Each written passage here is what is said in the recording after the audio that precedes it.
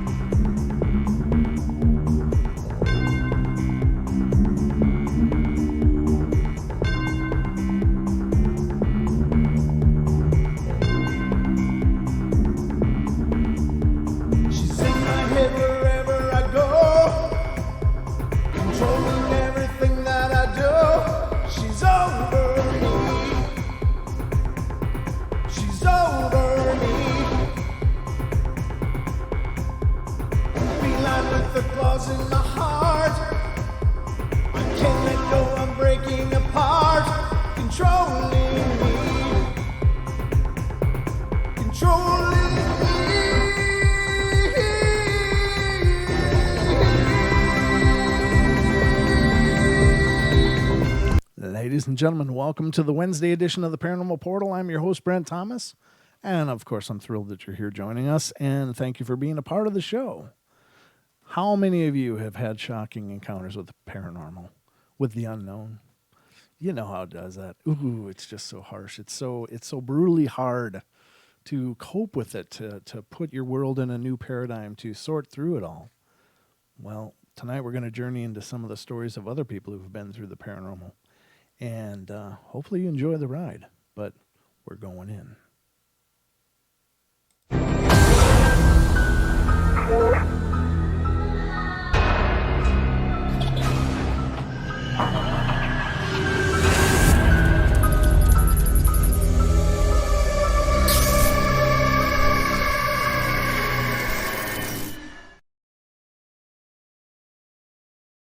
All right, ladies and gentlemen, welcome to the show. It helps if I actually change the scene. I'm so out of practice. By the time Saturday's done and we hit Wednesday, I'm just like way out of my element. It's like, wow, I got to get my headphones working here. One of them's working, the other one's not, so I'm not in stereo. But we hope you guys are doing great, and there we go. I think that's right. No, almost. Yeah, this is really... My connection's terrible. I'm going to burn my arm. All right. I think that'll work. Hope you guys are having a great night. Happy Hump Days Eve.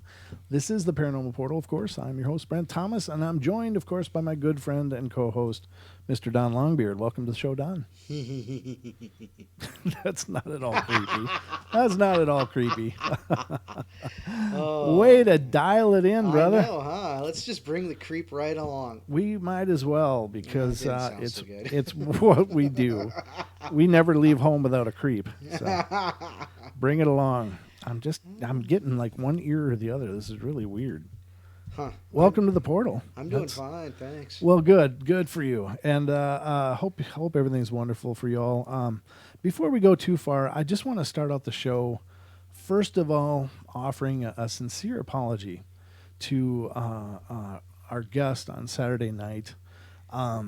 It's tough, ladies and gentlemen. It's tough to come out and talk about your experiences. It's tough to talk about your ideas. It's tough to throw your theories and your philosophies and your insights out there to a public that you hope is at least going to graciously accept it.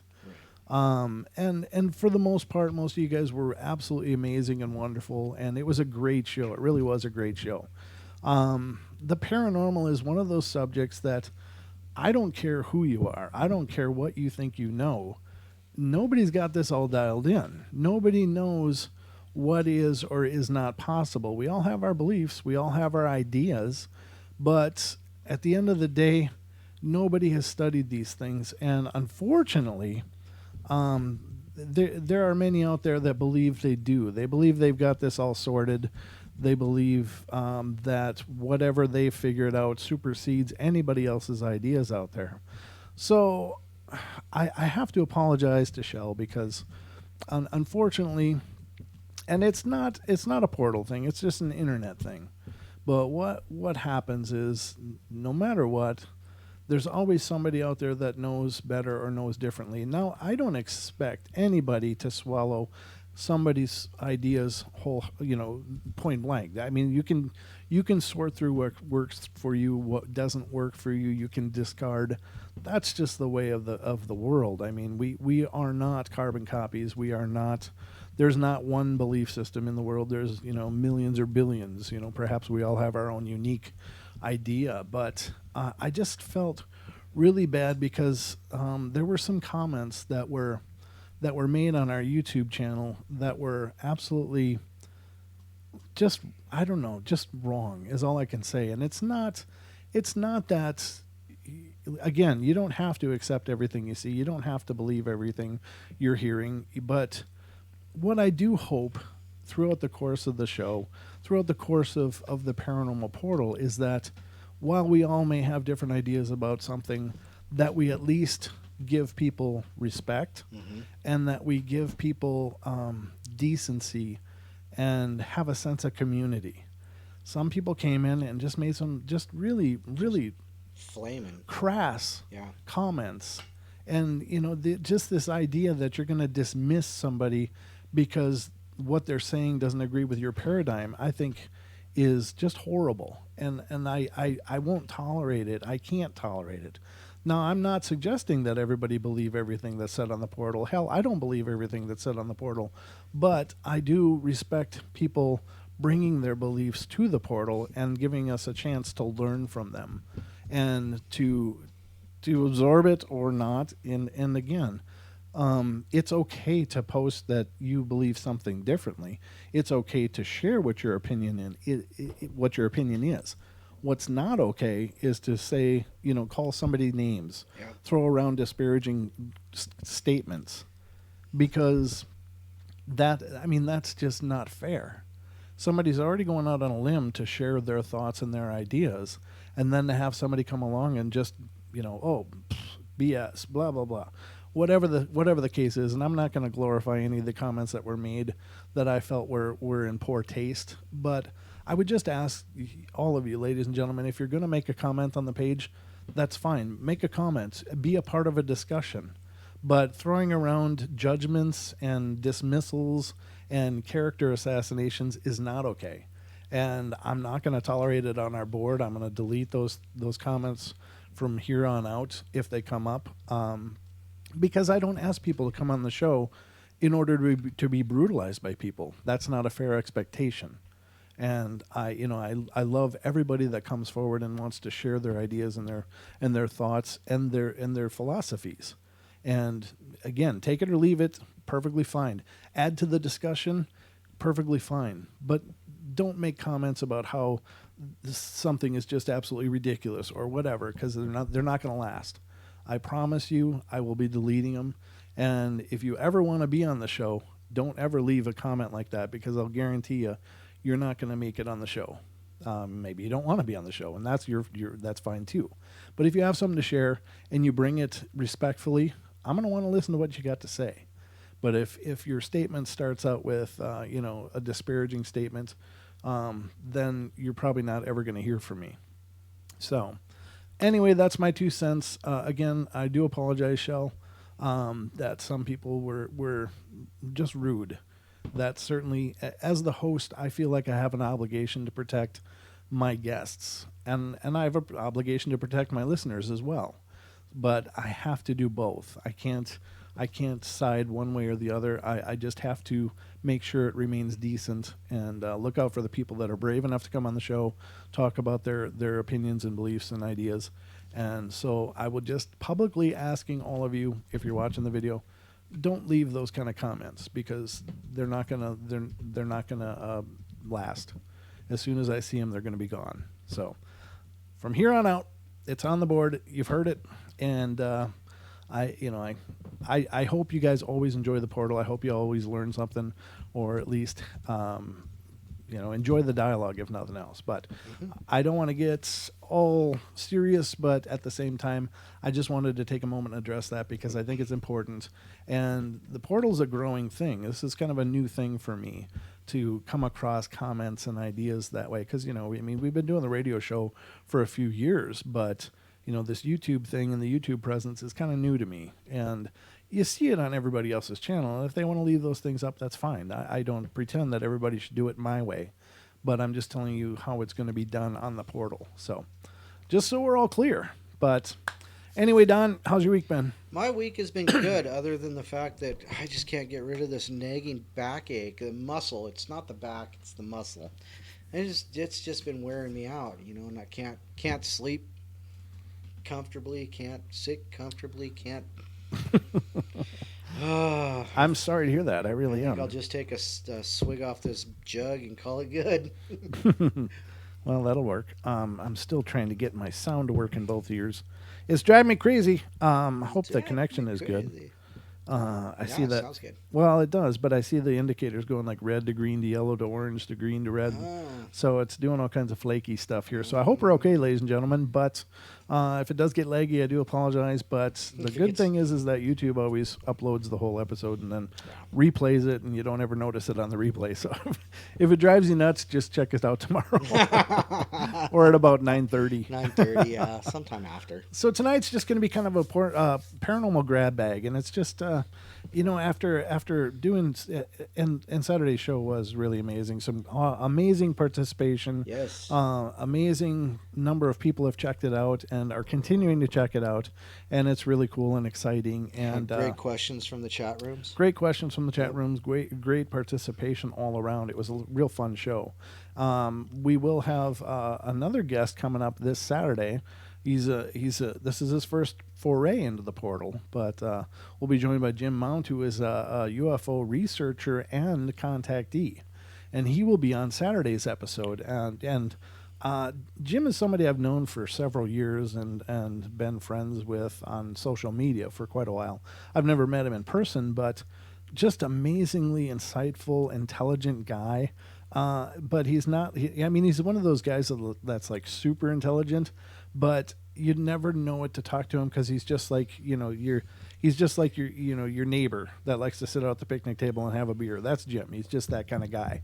He's real down to earth, real cool, but has had some amazing experiences and some amazing insights. He just was at the Roswell. Something in the desert. Yeah, whatever it was in the desert in Roswell, and he was putting together. He was interviewed for a documentary on UFOs and such, and the phenomena. So it'll be really great. And I'm telling you, I spent a couple hours just the other night talking to him again on Skype, and it was just like, wow, this is going to be a great show. So definitely tune in Saturday night, ladies and gentlemen. It's going to be a hoopla. I'm not sure if that's a word. Hoopla? Yeah. Hoopla's been a word. It's in Well, the dictionary. but what does it really? What does it really mean? What the hell's a hoopla? Who knows? I don't even know, but it came out of my mouth, so I'm just rolling with it. But so we're going to get into that tonight, ladies and gentlemen. So have fun, buckle up, enjoy the ride. The phone lines will not work tonight. So Unless don't you're call one in. of those people that want to call in and complain. Yeah, that's the ongoing joke. Is Wednesday's the complaint line Don't let night. it So go. call in if you've got something to complain about. I'm sure that somebody will love to hear it, but it won't be us. But if you want to take part in tonight's show, if you want something brought to the table as we go, feel free to use the chat. And Don and sometimes me will be watching it, but also Pixie's in there, right? Yep, pixies are. All right, Pixie's here. The party can go. The party can go on. So, all right, guys, hang on. Here we go. So, all right. I got to get to my other windows here. I'm really just out of sorts tonight, Don. It was that raking. Yeah, I had to rake, ladies and gentlemen. So, anytime, and that's probably why I'm also froggy, is that, it's cold out. I mean, it's cold. It's supposed to snow. Oh, shut up. No, I'm just kidding. No, I will definitely shut up. Oh, you know what I'm saying, though. I just hate snow. I don't mean to be rude. You know what I'm saying? No, I It's understand. like, oh, I just don't like snow. I'm living in the wrong hemisphere, though. But also one other thing before we move on, ladies and gentlemen. Him is plain. Our good friend, Robin Moonshadow, who's also been a guest on the show several times, is currently doing a research project on the big cats. And so essentially, she's looking for reports or sightings of large cats in areas that they're allegedly not supposed to be. So if you have come across one of those sightings, or you know somebody who has, and you want to talk them into getting in touch with her, you can certainly do that. And let me open up the message so I get the right. No, I got it written down here, don't I? Derp. All right. So she can be reached via email at Robin, ROBYN, at strangerealms.net. So strangerealms.net. Robin at strangerealms.net. And that's ROBYN. Or you can find her on Facebook. Look for Robin Moonshadow on Facebook, or the Strange Realms Facebook group. And she's also in charge of and moderates that. So she can be reached by those methods. If you have a big cat sighting of your own, or know somebody that does, that wouldn't mind sharing it, because allegedly, I don't know what it is, but to me, it doesn't seem very fantastical that there are big cats more places than they officially recognize them to be. Officially. Right, and I don't know what the reluctance is to just say, yeah, there's mountain lions everywhere, because it seems like there is. People are seeing these things all over the place in lots of areas where they're supposed to not be.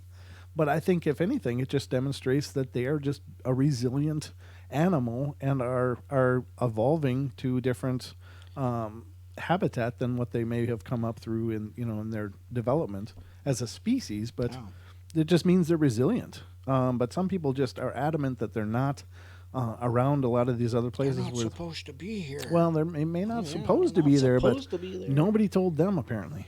Hey, Dom, will you turn on the Dragon Me on you? Oh, yeah. Rawr. Rawr. Rawr. There it is. All right, let that relate. And so that is another project that's going on, and we'll have to get Robin on again too soon. Yeah, definitely that. She again, ladies and gentlemen, if you're not familiar with Robin Moonshadow, she's been a guest several times, and she does a lot of cryptid research, specifically Bigfoot, as well as proto-pygmies and little people. It seems to be a real area of expertise for her, although I don't think it's limited to that. But that's what she's been on the show for, so we'll have to get her in touch and see when we can get her back on. So there's a lot of guests I want to get on because there's just an amazing group of people that we've come to know through the portal. And a lot of those discussions are just amazing. Okay, so the first one that I'm going to bring to you tonight. Ladies and gentlemen, buckle up your seats, because here we go. Sorry, I'm just froggy. All right. So while my parents were away working with their business, and they ran an import company for various antiques and fine wines for a lot of years, because it was difficult to travel with 3 young children, my siblings and I were often left in the care of our grandparents. Papa Charlie and Gran Florence were great and spoiled us rotten when we stayed with them. They lived in a 120-year-old house in an upper-class area of Georgia, Atlanta, Georgia. Grandpa had been left it by his late Uncle Stephen, who was a well-known eccentric. Wow, man. Sorry. It was quite large, 6 bedrooms and 4 full bathrooms and a ballroom, which we used to use as a roller rink. Now, that would be cool. Could you imagine a ballroom in your house? Yeah, that would be cool. That would have been epic. Can you imagine, like, those big wheels when you were a kid? Oh, my God. Yeah. I would have tore the hell out of that. The place was full of really weird artworks and very old furniture, but it was very, very comfortable. It did have heating and air conditioning for when the weather required it, and baths with weird claw feet that were at least then seemed big enough to use as swimming pools. I was a 5-year-old at the time, but my siblings, twin sisters, who were 9, and a 3-year-old brother, loved being there during the day, but at night it felt really strange. The place echoed, and Papa told us it was just the old house settling. We would have believed him if it was all just sounds. The first thing we noticed was this shadow that would move around the hallway. It wasn't something you saw just gliding around the wall like a common shadow. This thing looked like a solid mass of darkness. Yucks. It was only the hallway that we saw it, but at different times and only at night. I tried to approach it and talk to it, but it only moved away faster and disappeared into a painting hanging on the wall, or maybe just into the wall. I don't remember, but it's never said anything. It never gave off any kind of vibe, good or bad. It just kind of came and went, but it sure was weird. Doors would open and shut, and they were checked and rechecked for being badly fitted or having moved out of square due to their age. And the locks were checked, the hinges were checked, doors were taken down and rehinged, and rehung, but it still happened. You wouldn't see it happen, and no one ever heard them open unless we personally opened them. They'd just be open. Then we would close them, and they'd stay shut for a while, and then open by themselves all over again. It was only the internal doors that did this. The front, back, and side doors didn't open unless we opened them ourselves. This confused all of us. Another sound was the sound of a car with a big engine that was really loud and would drive up our long curved driveway, and we would hear it drive up to the door and the engine would turn off. Many times we'd go to see who it was, but there was never anyone or any car out there. A little while later, it would start up again, and we would hear it drive away. Wow, pizza. It's like Domino's, but for the deceased. Oh no. Stranger still was the fact that the front gates weren't only shut, but locked tight and bolted, as it always was, unless we were going out. Certain nights we'd hear a lady singing, and she had a beautiful voice and a well-played piano with music that sounded really old. Two problems with this. First, no one in the house knew the music that was being sung, let alone anyone being able to sing it. And many of us played instruments, and my mother was a great singer, but she wasn't around when this would happen. Secondly, there wasn't a functioning piano in the house. We had an old piano in the basement, but it was all broken, and the wires inside were broken by something, but we didn't know what, and many keys were missing. What is that? That's me. Oh, that's you. Okay. All right. Many keys were missing, and the piano sound came from the front lounge room, and the singing from the ballroom area, where we roller skated, as our grandparents pretty much didn't use it. There were many other things, but this is something I thought I'd start with. So they said, sadly, my grandparents have since passed on to the reward they earned in the afterlife. I miss them every day, and my uncle and Aunt Deb live in the house with my cousins now, and I rarely visit, as my work really doesn't give me much time. Now and then, through stories from my aunt and uncle and cousins filter down to me, the ghosts, or whatever they are, seem to still be around. So, very cool. And again, those old houses, I mean, there's a lot of history. You know, I used to own an old Victorian house, and I love the character, I love the energy, and I didn't even mind the presences that would be around. But now in this house that I owned, I never noticed it being, always active. It was only like certain times of the year. Like, I think it was in the fall was when I would, late summer and fall, when I would start noticing things start to happen. But otherwise, it was pretty much a benign place. I mean, not a lot going on other than, there always just seemed to feel like you weren't alone, but nothing, really going off. But it's those old houses, Don. That's what I'm saying. That's true. That's true. There it is. So, cool story, though. I couldn't imagine. I really couldn't imagine living in a house where I know unequivocally that there's something there. Other than the humans that inhabit the house with you. Oh, really? Yeah, I couldn't imagine it. Wow. You know what I went and did? You went and closed all your.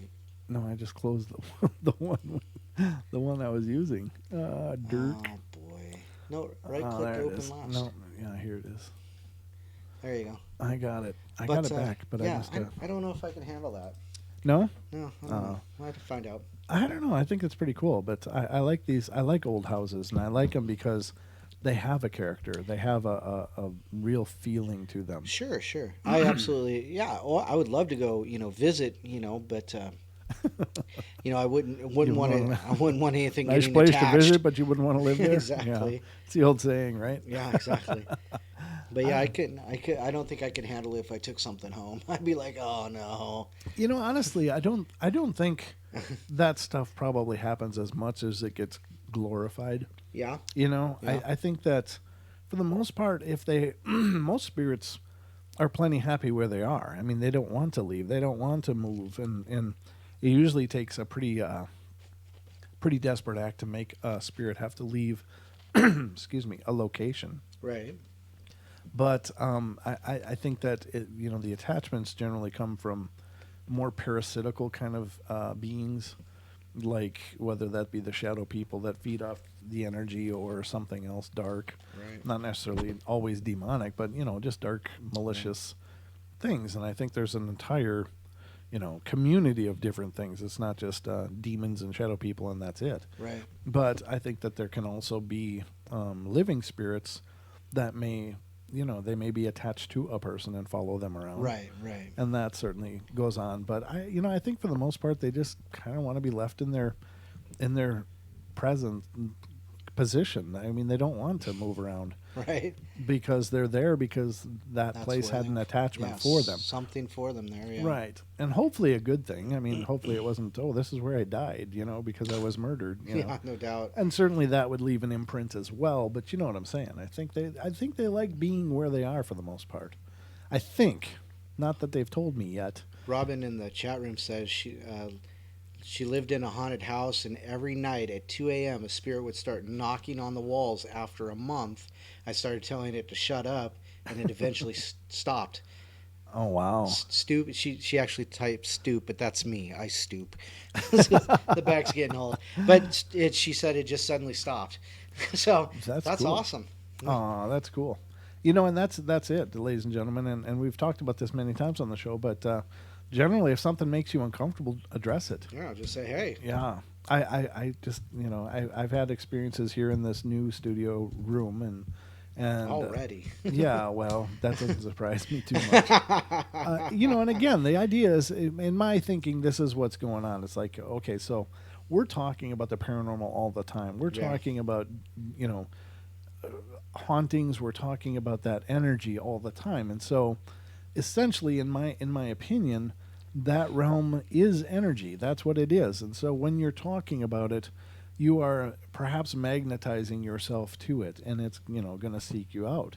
Now, so far it's been wonderful, mischievous things, nothing dark and horrible, and hopefully never will have a dark and horrible. I mean, I go to great lengths to keep dark and horrible out, but Right. Right. but I think that by virtue of discussing it, by virtue of us obsessing about it, for lack of a better term, Right. I think that we create a beacon of ourselves, and so they're Right. kind of curious why we keep talking about them, and so they kind of swing by. Well, yeah, swing by. Yeah, not too often. At least caught on the detector over there. But Yeah, and so again, I'm not so sure how accurate it is, Right. but it's been pretty mute for the last several couple times. shows. Yeah. Yeah, but every once in a while it spits out something What interesting. did it say last time? I don't remember. I thought it was a name because we mentioned Bill. a name. We were talking about. We talked Bob. about Phil in the story, and it said Bill Oh. or the opposite, Something like that. Yeah. Yeah, it was very similar to the name we mentioned in the story just prior to that. Right. That's So right. that was pretty cool.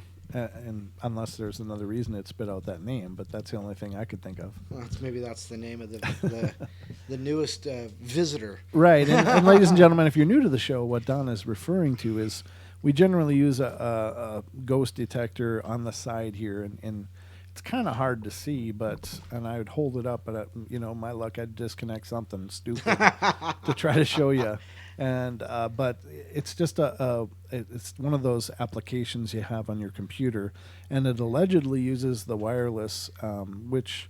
Or the the internal sensors, which wireless utilizes a magnetometer, and that should be able to detect electromagnetic variations to a degree. It's a pretty specific range. Right. It's not as robust as like an EMF detector that's used in paranormal research, but it's had a few triggers, and it does have a word generator on it that allegedly they can use. Now, I don't usually put a whole lot of stock in these, but I have to admit that a couple times it spit out some things Yeah. that really seemed relevant to Seemed what we were pertinent, discussing. yeah. Yeah. So I mean, there may be something to it.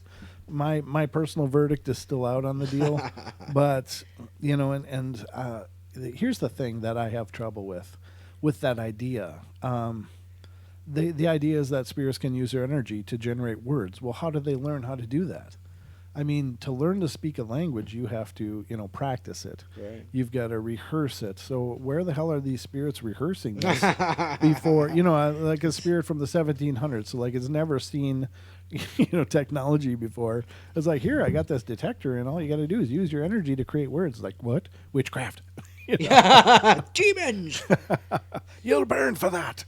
Whatever. Burn you at the stake. And I'm not naysaying it. I mean, like Right. things like the ghost box. I think there could be something really cool to that. And our friends Zara and Glenn both are really involved in that. Have done Big some time ITC. amazing shows and demonstrations of that in practice, and in shows that they've done on YouTube. But that to me makes more sense because it's utilizing a frequency sweep. Right. So perhaps it's not a real struggle for a spirit to impress its energy, into that frequency sweep, and so that makes sense because it's the same kind of theory as using white noise Right. as a vocal generator for spirits. Mm-hmm. So again, I'm kind of spiderwebbing here, but this is all important to put out there and consider, and we'll have to get Dan back on the show too, Yeah, talk about definitely this that. stuff. I want Dan to come on and do some best practices with paranormal investigating. We could have MCAT actually participate in MCAT. that. Yeah, that would be cool. Our own MCAT, ladies and gentlemen, who is a current friend of the show and has been for a little while now, but he's called in and submitted stories many times, but he's a paranormal investigator as well, and just really neat community we got going on here. So that was the first stories. Hope you're enjoying them so far. All right, so this one is the next. All right. One day before my 25th birthday, my grandmother passed away, and she had been incredibly sick for several years. And on December 20th of 2017, she finally lost her fight. Oh, I'm sorry to hear that. Leaving our whole family devastated. For several days after my grandmother's death, I stayed with my aunt in her apartment, considering my mother and I were visiting from northern Ohio from our home in Kentucky when my grandmother died. But I returned to my grandfather's house on Christmas Eve, which is where my story begins. First, I'd like to explain that my grandmother was a very vocal person, never hiding what she felt. This experience, in my opinion, proves that she is still that way now. And that's a great point because, I think, the people have to understand that whatever kind of person people were in life, they're going to continue to be that person. Right. It's just they don't have a body now. They didn't suddenly become, this meditating, monk or, this wafting spirit. There's the same people that they were when they were incarnate in their body. It's just that, their circumstances have changed, and so will ours one day. But I think it's kind of comforting to me also to think about you don't lose that sense of personhood, Right. You don't lose your identity just because your body can't continue to function. And I think that's comforting.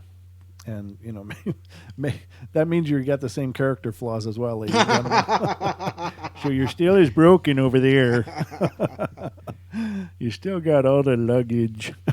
No doubt. But anyway, all right.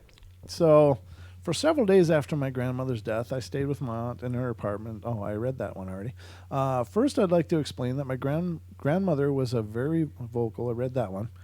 Hello in there. Sorry, ladies and gentlemen. On Christmas Day, my family decided to gather at my grandfather's house for Christmas, all of us believing we should stick together.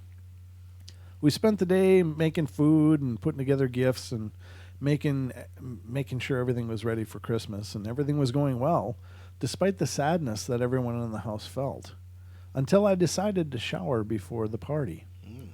I decided to listen to the song Do I Want to Know by the Arctic Monkey. I don't know that song, but do you know it, Don? Um, not off the top of my head. Okay.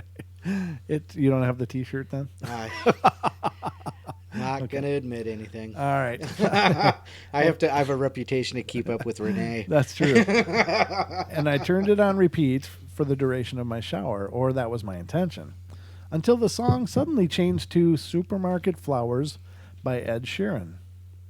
For anyone who doesn't know this song, it was written by Ed Sheeran from his mother's perspective after the death of his grandmother. I was confused and sad until I remembered having a conversation about that song with my mother the night before. Hmm. I felt like my grandmother was telling me I needed to be there for my mom, and it had me in tears until I turned the music off. If this is a one-time occurrence, I would have more than likely forgotten about it, but this has happened several times since I came back home, leading me to no longer leading to me no longer playing music during my showers. So I guess it kind of freaked her out. It always changes to the exact same song, no matter what playlist I have on. In a strange way, it is comforting to know my grandmother still watches over us. And that's the beautiful part, is that, they're still there. They're still involved and present, I think. Right. I think a lot of them are anyway, or That would be kind of cool though. I mean, because it'd be nice to know that my grandmother is there's that better. I keep moving my mic. I need to I'm stop just that. watching the meter. It's just not really moving very much. Yeah, so- that's true. As a matter of fact, I just realized I think I'm dead on the left side. Oh, are you really? Yeah. Well, the meter's okay. Huh, interesting. I mean- How's the balance on that? But what I was saying was, well, It's obviously it's, not panned. off. Yeah.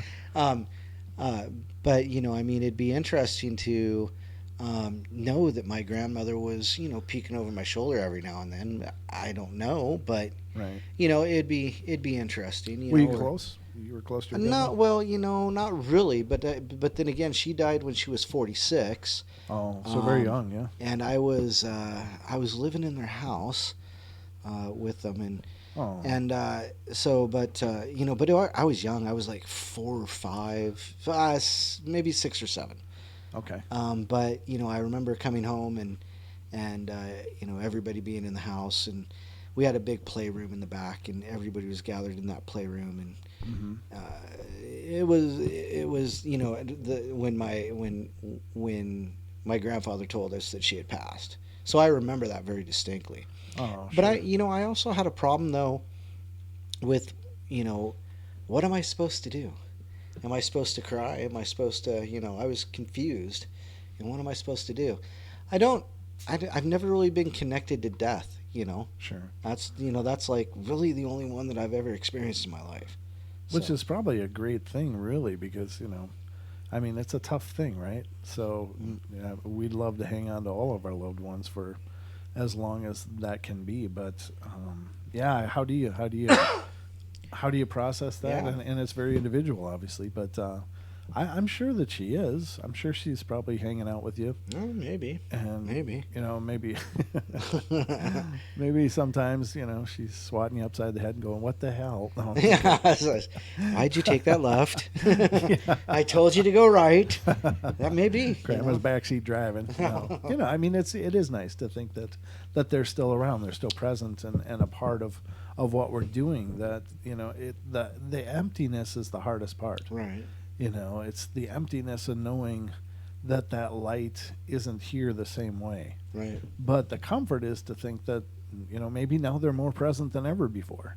Maybe they're able to be right by your side, especially when you need it. Right. And it's maybe not a phone call, but maybe they're just sitting right next to you, wrapping their love around you. Yeah. Yeah. So we miss their voice, we miss their hugs, we miss their warmth.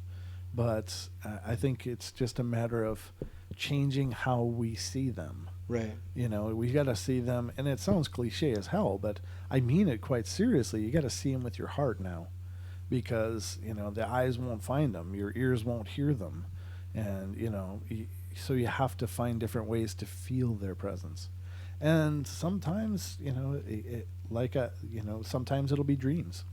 dreams are real powerful ways to reconnect with our loved ones. And I think it's just because, quite honestly, I believe we're all very psychic. Everybody has these abilities to tune in to, things that we don't normally pay attention to. But unfortunately, we're just so filtered with our world.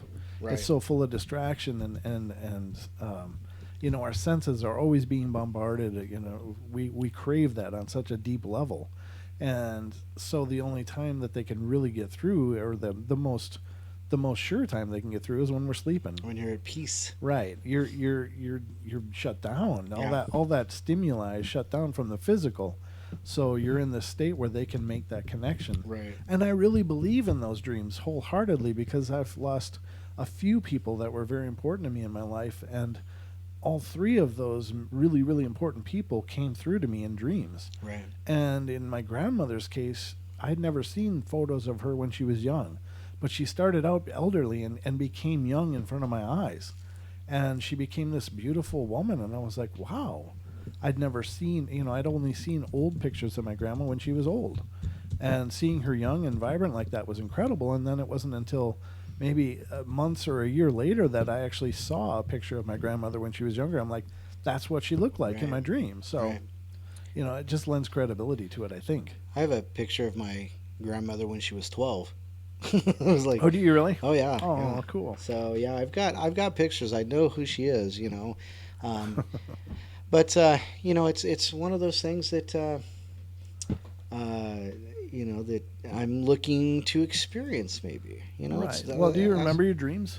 When I have recently. Well, you actually have to sleep for that to happen, Don. That might be the problem. Our friend Marshall posted something on Facebook today. It says, the sleeping patterns of your sign. Right. And mine's, I'm a Capricorn, so it said 5 hours of rolling around in bed and 5 hours of Z's, and that's about right. But it might be, 2 hours of rolling around, 15 minutes of sleeping. Right. It's not very long stretches. It's like, and another thing, I got to get up and go pee 5 times a night now too. Right. Yeah, that's part of getting older. Yeah, I think so. But recently I've been sleeping better. I think it's the season change. Oh. And there's been a lot of rain because I'm from Seattle, and rain is a fact of life, and it's always peaceful when it rains for me. Right. Well, And so it may be that, but I've been sleeping a lot better. I've been remembering dreams more often, but not anything powerful. Just like weird dreams, weird dreams. not like oh my god, weird. Just okay, whatever. Oh, okay. So yeah, Well, I do, and I've never had one of her specifically. So try this some night before you go to bed. Reach out to her and just say that it would be really neat to meet her, and could she visit you in your dreams some night? And then pay attention to your dreams for the next week and see if that comes up. Now, some people might say, well, you're programming your subconscious to generate that. That's possible. I'm not saying that that couldn't be a result of that. But what if? What if she comes through and really does come through and you have a great healing moment? Yeah. That would try that. I would start out with the intention, because I really believe that we manifest things. We are, just that powerful. And we can do that. We can do it. What the heck just happened? What? I just got blue screened. You did? Yeah, look. Don has left the building. I'll just stare. As you restart? Yeah, I'll just stare. Oh, don't do that. That's a little I'm staring lovingly. Loving. I don't need that kind of love, Don. Oh, now I saw that movie.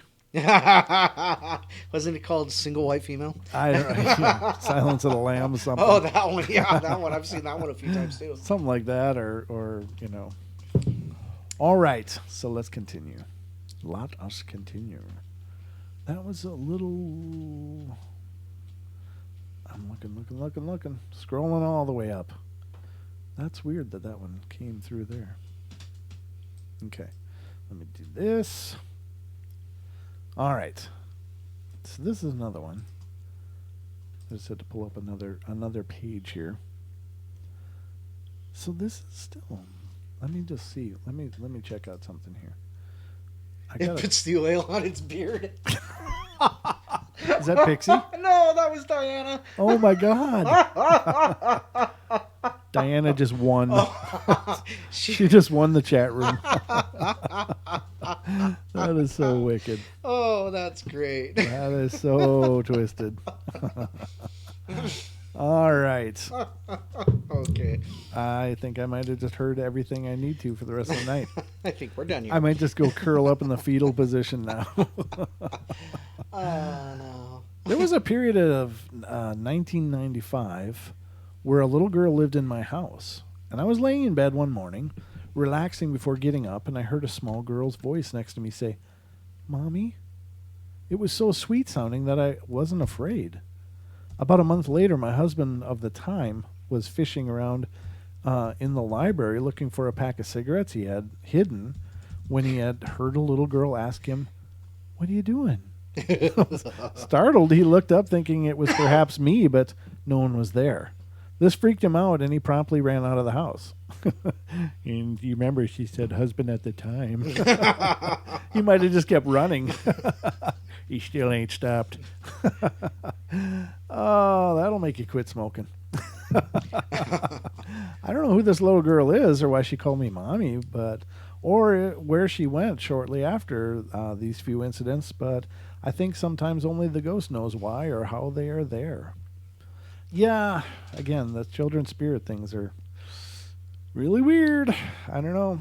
Could it be that it's not a little child? Are you coming around to the idea that it may be a child? Well, I'm not. I've never discounted that it couldn't be. Right. It's just I don't understand how, and it's my idea of there being justice and fairness in the universe. Right.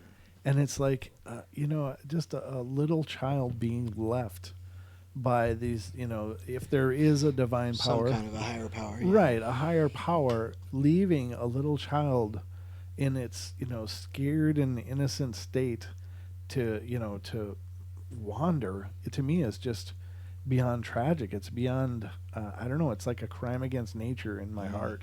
It's like, if there's anything just and good and beautiful and loving in this universe, these children wouldn't be left. Right. Right. Even if they wanted to be, it wouldn't be left. There'd be, someone going, "No, come on. There's a better way. Let's go this way." Yeah, exactly. I mean, it's, and I understand, there's free will and all of that, but a child just needs to be loved and held and taken care of. And why the hell would they be left behind? Right. That to me is just, it hurts me on such a profound level to think that could happen.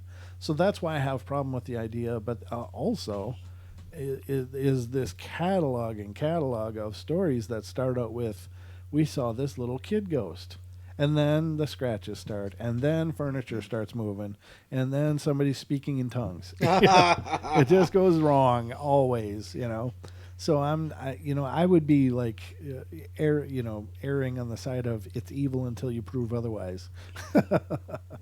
It's not innocent until proven guilty in that case. It's evil until you prove you're really a kid. I don't know. It's just weird to me. I can't get my head around. I agree. I agree in a lot of ways. I mean, I don't think. But I do respect. I think the innocence should be respected and protected. Yeah. But I do respect that, Deb and Diane and Sure. several others have mentioned that there are.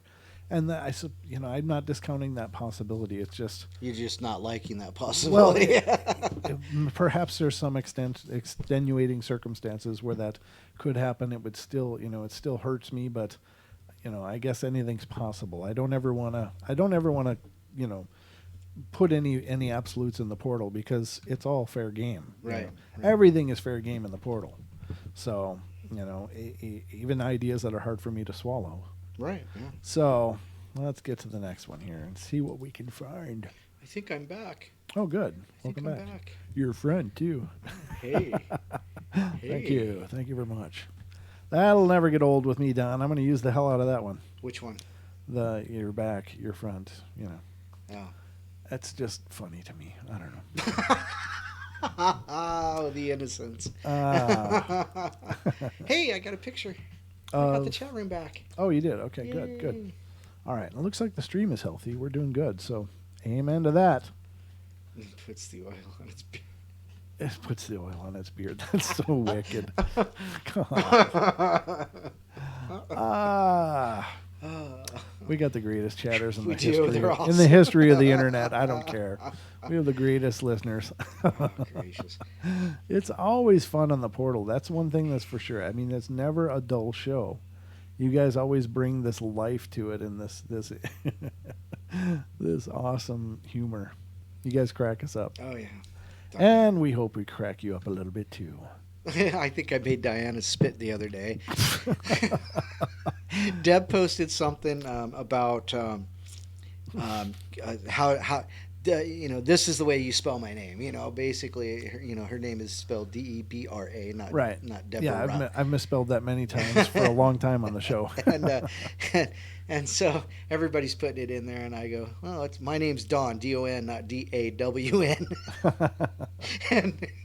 and Diana says, you just made me spit my drink all over.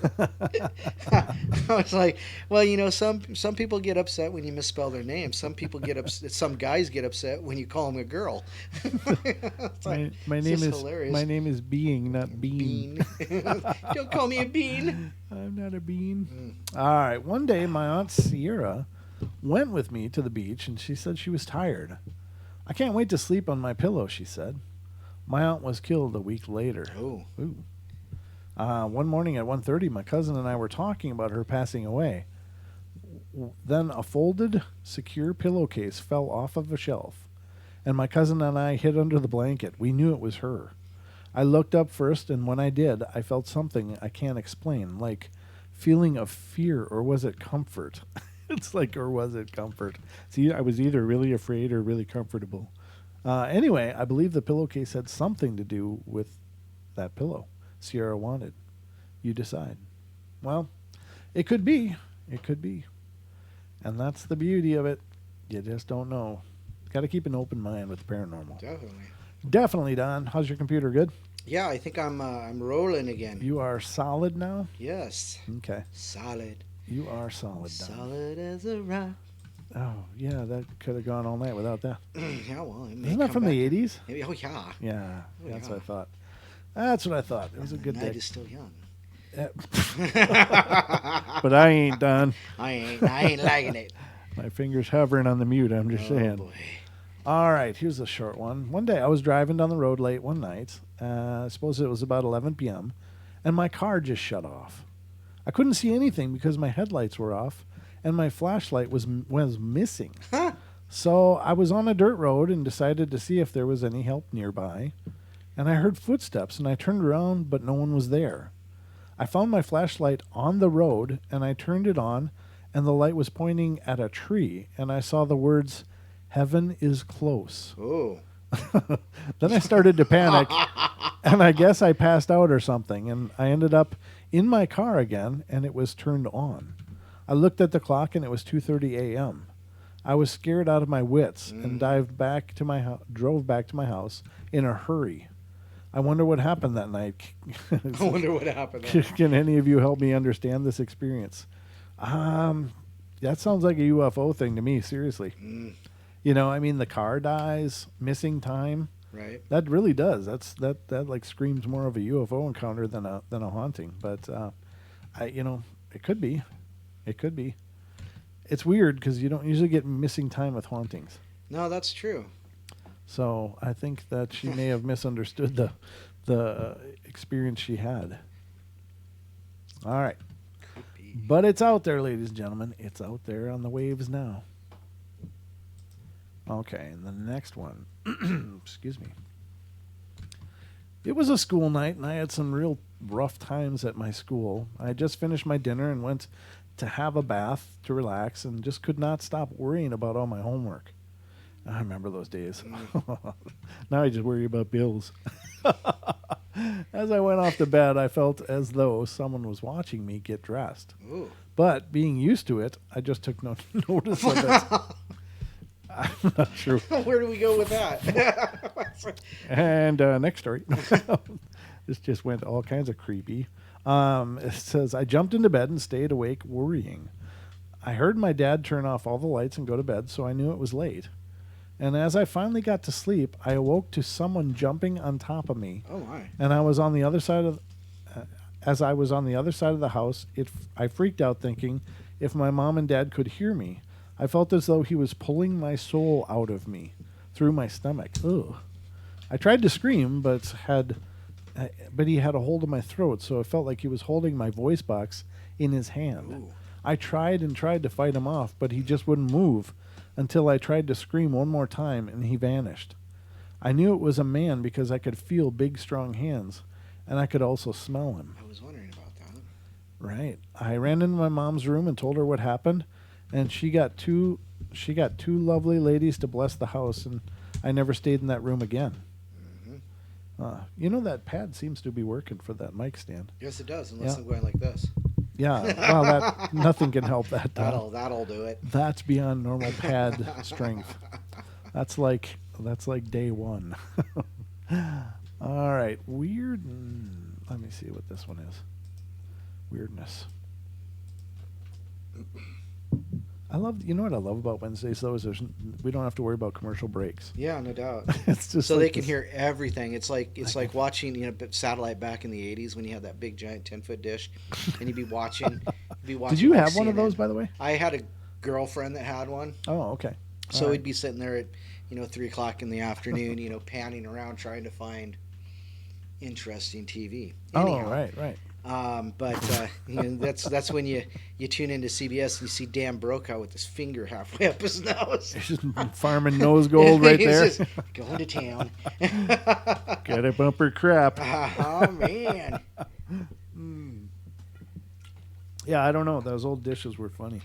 Mm-hmm. And now you still see them out there just overgrown with weeds and stuff. Yeah, it's like, couldn't they have repurposed those for something? Like, I don't know, doing a SETI array or something? SETI, search for extraterrestrial intelligence? Yeah. Bum. Nothing? Okay. All right. Oh boy. I think everybody knew what you were talking about. Tough crowd. Let me tell you, no respect. All right. All right. So this says, my friend and I worked in an old hall in Lowestoft, Lowestoft, LowestOft, and this is in Suffolk, in the early 90s. And I was living about a mile from the hall, and we finished work at about 11 p.m., and we were going back to mine for a drink, and there we were, me wheeling my cycle and her holding a plate with a slice of lemon meringue pie on it, walking down an unlit dual carriageway. Halfway down this road was a lay-by. See, I don't understand these words, what a lay-by is. Hidden from the road by a small island covered in trees and bushes. I guess that must be some kind of off, like a rest stop, maybe a lay-by. Okay, this story's coming out of the United Kingdom, so it's a lot of terminology I'm not really familiar with. It was covered in trees and bushes, and we heard a van pull into the lay-by, and a minute later we heard a noise behind us. Looking back, we saw a man pretending to pee while looking back the way we had come. Strange. He turned and looked straight at us, jumped onto the road, and started to chase us. Oh, that's creepy. We shot down the road, and it was late, with hardly a car about, and Janine pulled me across the road in an attempt to force a car to stop, but they just swerved around us and beeping their horn. Mm-hmm. The road was empty again, and the man was gaining on us. My bag had caught on my bike, so I had to haul it on my shoulder, and he reached out and grabbed my hair. I swung my bike, and knocked him back. Running across the road, we saw an oldish man walking down the central reservation and ran towards him, shouting for help. He was dressed in weird clothes. A tweed suit and the trousers came to just below his knees, like +4s. I don't know what +4s are, but okay. We looked back, and the guy had seen him too, and had turned around and was running back to his van. We were only about 10 feet from him, but the old guy seemed not to see us and kept looking into the distance as though nothing was happening. This infuriated us, and we ran towards him, demanding to know what he was playing at, when, just as we reached him, he disappeared. Absolutely gobsmacked, we ran on until we got to the farmhouse where I lived and called the police. The guy who had chased us fit the description of someone who had attacked a girl in the next village to us. One of the policemen told us that many years ago a man and his family had crashed far down the road and that he tried to walk to the village for help but died of his injuries Ooh. before he got there. Ouch. He'd been seen quite a few times before. He may not have saved his family all those years ago, but he sure saved us that night. The upside of this is that all through this, Janine managed to keep hold of that pie. Wow. Nothing has ever tasted so good. The pie of victory. Yeah. Well, at least you got your pie. Yeah, no doubt. No doubt. Wow, there's see that's the that's the silver lining right there, ladies and gentlemen. We love a happy ending here on the portal. You know, I'm still waiting for that day. Remember, we had that listener, James, submit that story about, the corner out there in 95 in Coburn Covert. Yeah. Out there by my place. I'm still waiting for the day that I drive through there and just something just pops out. Right. Well, I mean, And I poop myself. it sounds like it's probably an early morning phenomena. Yeah, I'm But not up in it the could just mornings. be yeah, I know. Well, you may be up, but you're not driving. You might not be sleeping, but I don't think you're on the road. But now it's really something that I wanted to get investigated this year. Unfortunately, just couldn't swing all of the expenses necessary. So, if you want to help us to investigate, Hey, Dan Pruitt's in the chat. Say hi, Dan. hey Dan, who me? You telling me to say hi? Because you just Hi mentioned Dan. him. We summoned you then. Yes, we were did. talking about you, getting you back on the show here, Dan, to talk about paranormal gear and proper usage, sir. But we'll have to talk. But if you want to help support the portal and help Don and I to get our groove on, honestly, we love doing the portal, but this is not it's not without its expenses. It's not cheap to do a show like this, and it's not cheap to continue to evolve and adapt it. So we are always looking for help. If you want to donate to the Paranormal Portal and help us out, you can either do that by getting a really cool T-shirt, hat, or pullover sweatshirt, and you can do that if you go over to paranormalportalradio.com, or you can just donate if you'd rather not have some gear but just want to show us how kind you are. Then go over to paypal.me/paranormalportal, and you can help us keep the fires burning here in the studio. Mm-hmm. Yeah, so that just putting it out there. With a great big thank you to all of our listeners, and thank you, Brent, for not putting me back on the screen. Oh yeah, I didn't know I took you off. You did. I think you did when my computer pooped. I don't remember doing that. Oh, well, wow, I'm on autopilot. Oh, there I is. Yeah, that was just a subconscious plea for airtime. Yeah, that's okay. It's your show. It's your show. It's all of our shows. It's It's all of you guys out there. It's us here. We are the portal. We are the portal. So, what? Oh, they're talking about duct tape.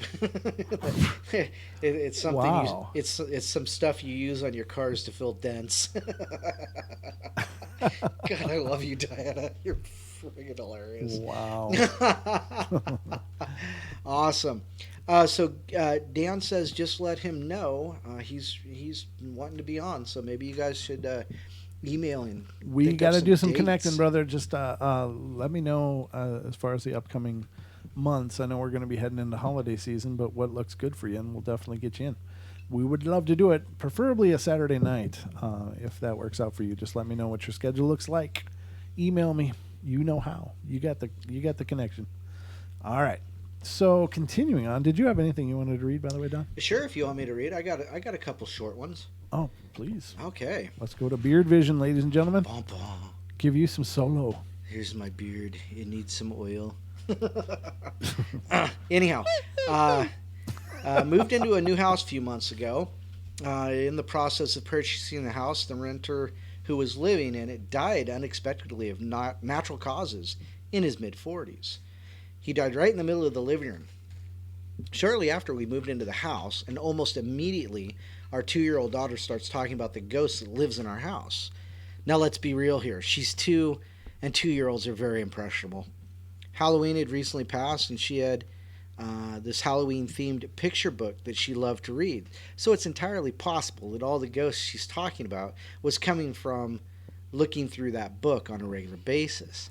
Still, she was always telling me that the ghost was in her playhouse in the basement, or that the ghost was on the stairs, or that the ghost was standing over in the corner. Bad ghost. She never seemed to be afraid of the ghost and considered him to be her friend, so I wasn't all that concerned, even if it really was a ghost haunting our house. If he's a nice and helpful ghost, it certainly could be a lot worse. I would often tell the ghost that he was welcome to stay if he wanted to, but he also had to but he also was welcome to go if it made him happier. That was about 30/70 on the ghost being real. That was about 30/70 on the ghost being real. Oh, gotcha. Yeah, she's On the belief factor. yeah, 30% real, 70% not real. Not real. And she could see and talk to him versus the ghost just being her imagination fueled by the book. Right. Until one day, when we were going to the car to go to the daycare in the morning. It was still dark and rainy out. My daughter told me that the ghost was on the back deck, and then she told me that today was the ghost's birthday, and she wanted to sing him happy birthday. Once again, I mostly disregarded what she was saying, as she is birthday obsessed and has in the past made us sing happy birthday to Mickey Mouse, a bowl of fruit snacks, and the bathroom. So we sang and wished the ghost a happy birthday and went on with our lives. Later that day, out of pure curiosity, I looked up the obituary of the man who had died in our house, and wouldn't you know it, it was his birthday. Ooh. So I've read that one before. That's a have good you? one. Yeah, but it's a great story. I don't Oh. know. That's one of those that's worth repeating. Thank God. Kids are just tuned in, or can be. Not, you know. No, I as a kid was tuned out apparently. You were just on a different station. Apparently so. Apparently so. That's a great story, though. I love that one. You had another one you said? Sure. I on and off again babysit this 2-year-old while his parents have a date. Once before, my friend was babysitting him, and he started talking to his grandpa, who his parents say he never met, as he had died before the kid was born. So whenever I babysit him, I prepare for something weird like that to happen again. Of course, this night we're in his living room, and he points out the empty wall in front of us, and Grandpa is all he says. He's 2 and doesn't talk a whole lot, so I didn't ask for an explanation. Instead, I talked about other things because it's creeping me out.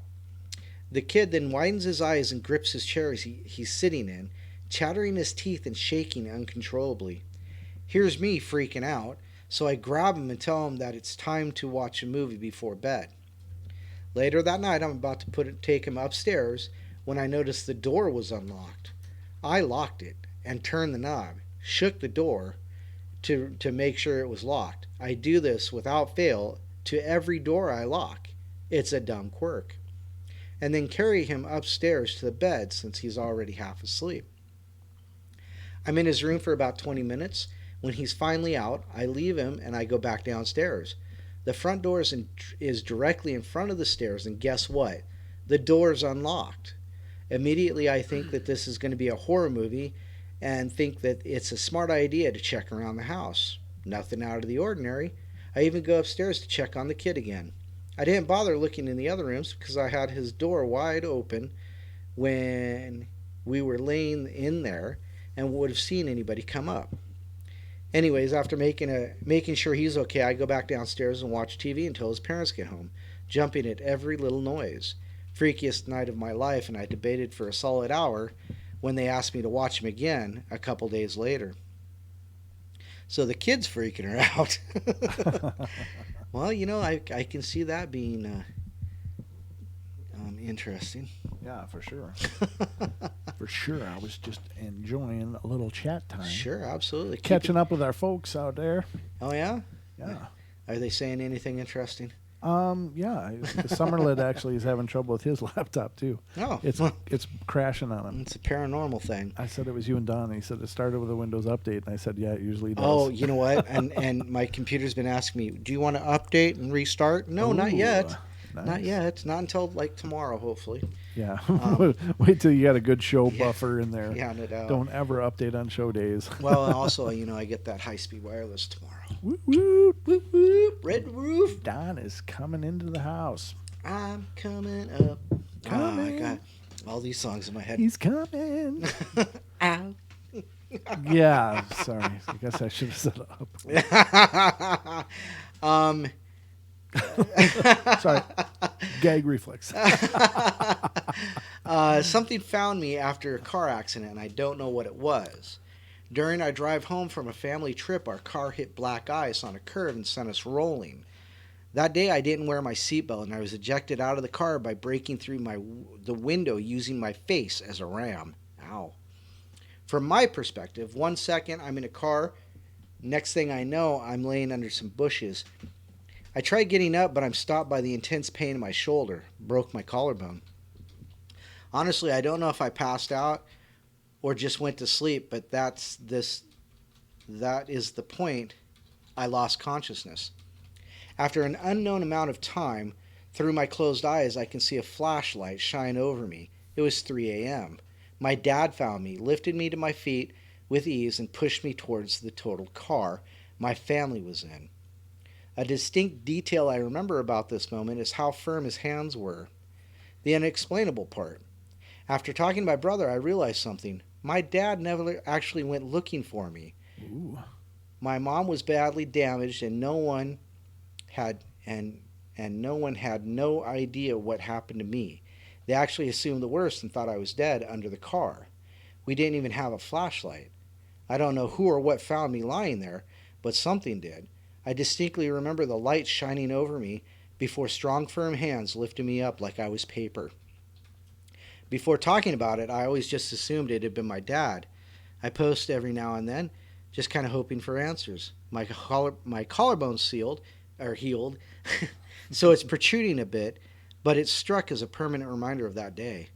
So his dad didn't go looking for him. They were worried about his mom. They thought he was under the car, dead as a doornail. Jeez. And some unexplained, unknown, came and picked him up like he was paper. Right.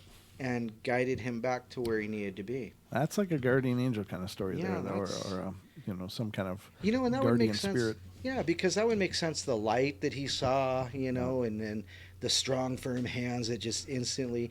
And it's nice that he saw it as his father, because that speaks to a relationship there. Mm-hmm.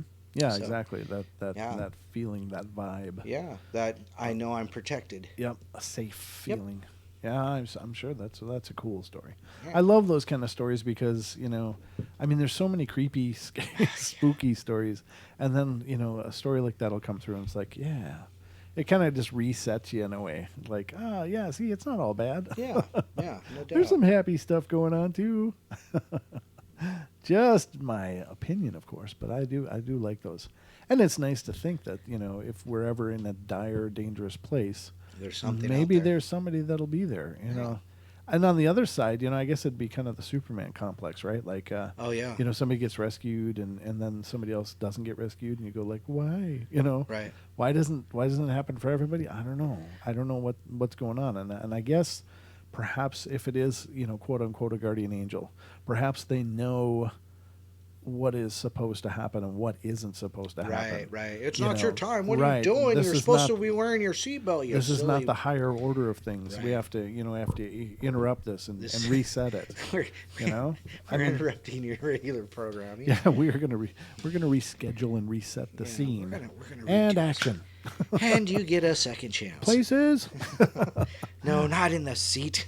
Right. Yeah. Unfortunately, the car's lost, but you're okay. That's just those are creepy though. I mean, my biggest fears is like being buried alive and then burned alive. Those are like my biggest ones. Yeah, right? that I can concur with you, brother. So I don't know how I'm getting out of this world in a body, because I'm not going to. But I don't want to wake up in either case. Well, yeah, I don't know. That's the thing, and that's one of the good things about several of the people that I love dearly that have passed Mhm. is that I think they went peacefully for the most part. I think I think my dad might have been a little freaked out when it was happening because unfortunately it was during the day. He was awake, Right. but and he just said, "I need help. Something's wrong," and then boom, he was just gone. Wow. So I mean, it wasn't like a horrible situation for him, which I'm very very grateful for, because you don't want somebody to you know just to have to stare that in the eye in a desperate way, and it's unfortunate that so many people do die tragically. It's just Right. it's horrible, but You don't want to go out screaming and yelling like the people on my uncle's bus. no, My uncle died peacefully. Not so for the people on his bus. yeah, he was a bus driver. He died in his sleep. He's peaceful. Yeah, no, yeah. Wow, yeah. It's all fair game here, ladies and gentlemen. I've never really been. That was me knocking on wood. Come in. No. No, whoa! You're not supposed to answer a door with nothing in front of it. Oh. I've been lucky enough to not have that kind of an experience, but I certainly hope that if I did, that if I do have a guardian angel, that they take their hand away from their head, Yeah. because they're always smacking themselves in the head, going, "All right, this time I'm going to pick you up." You'll probably die by your own hand. I know. You'll just sleep on it and it'll strangle you. I'm going to have to do a show on alien hand syndrome. A 10-minute, quickie. That's not a bad idea. Donald, it'll be ruled a suicide even though it wasn't. It was his hand. It was evil. He slept on it and it got evil. Oh boy! If anybody's ever seen the movie The Hand from like the late '70s, that's the way it'd work.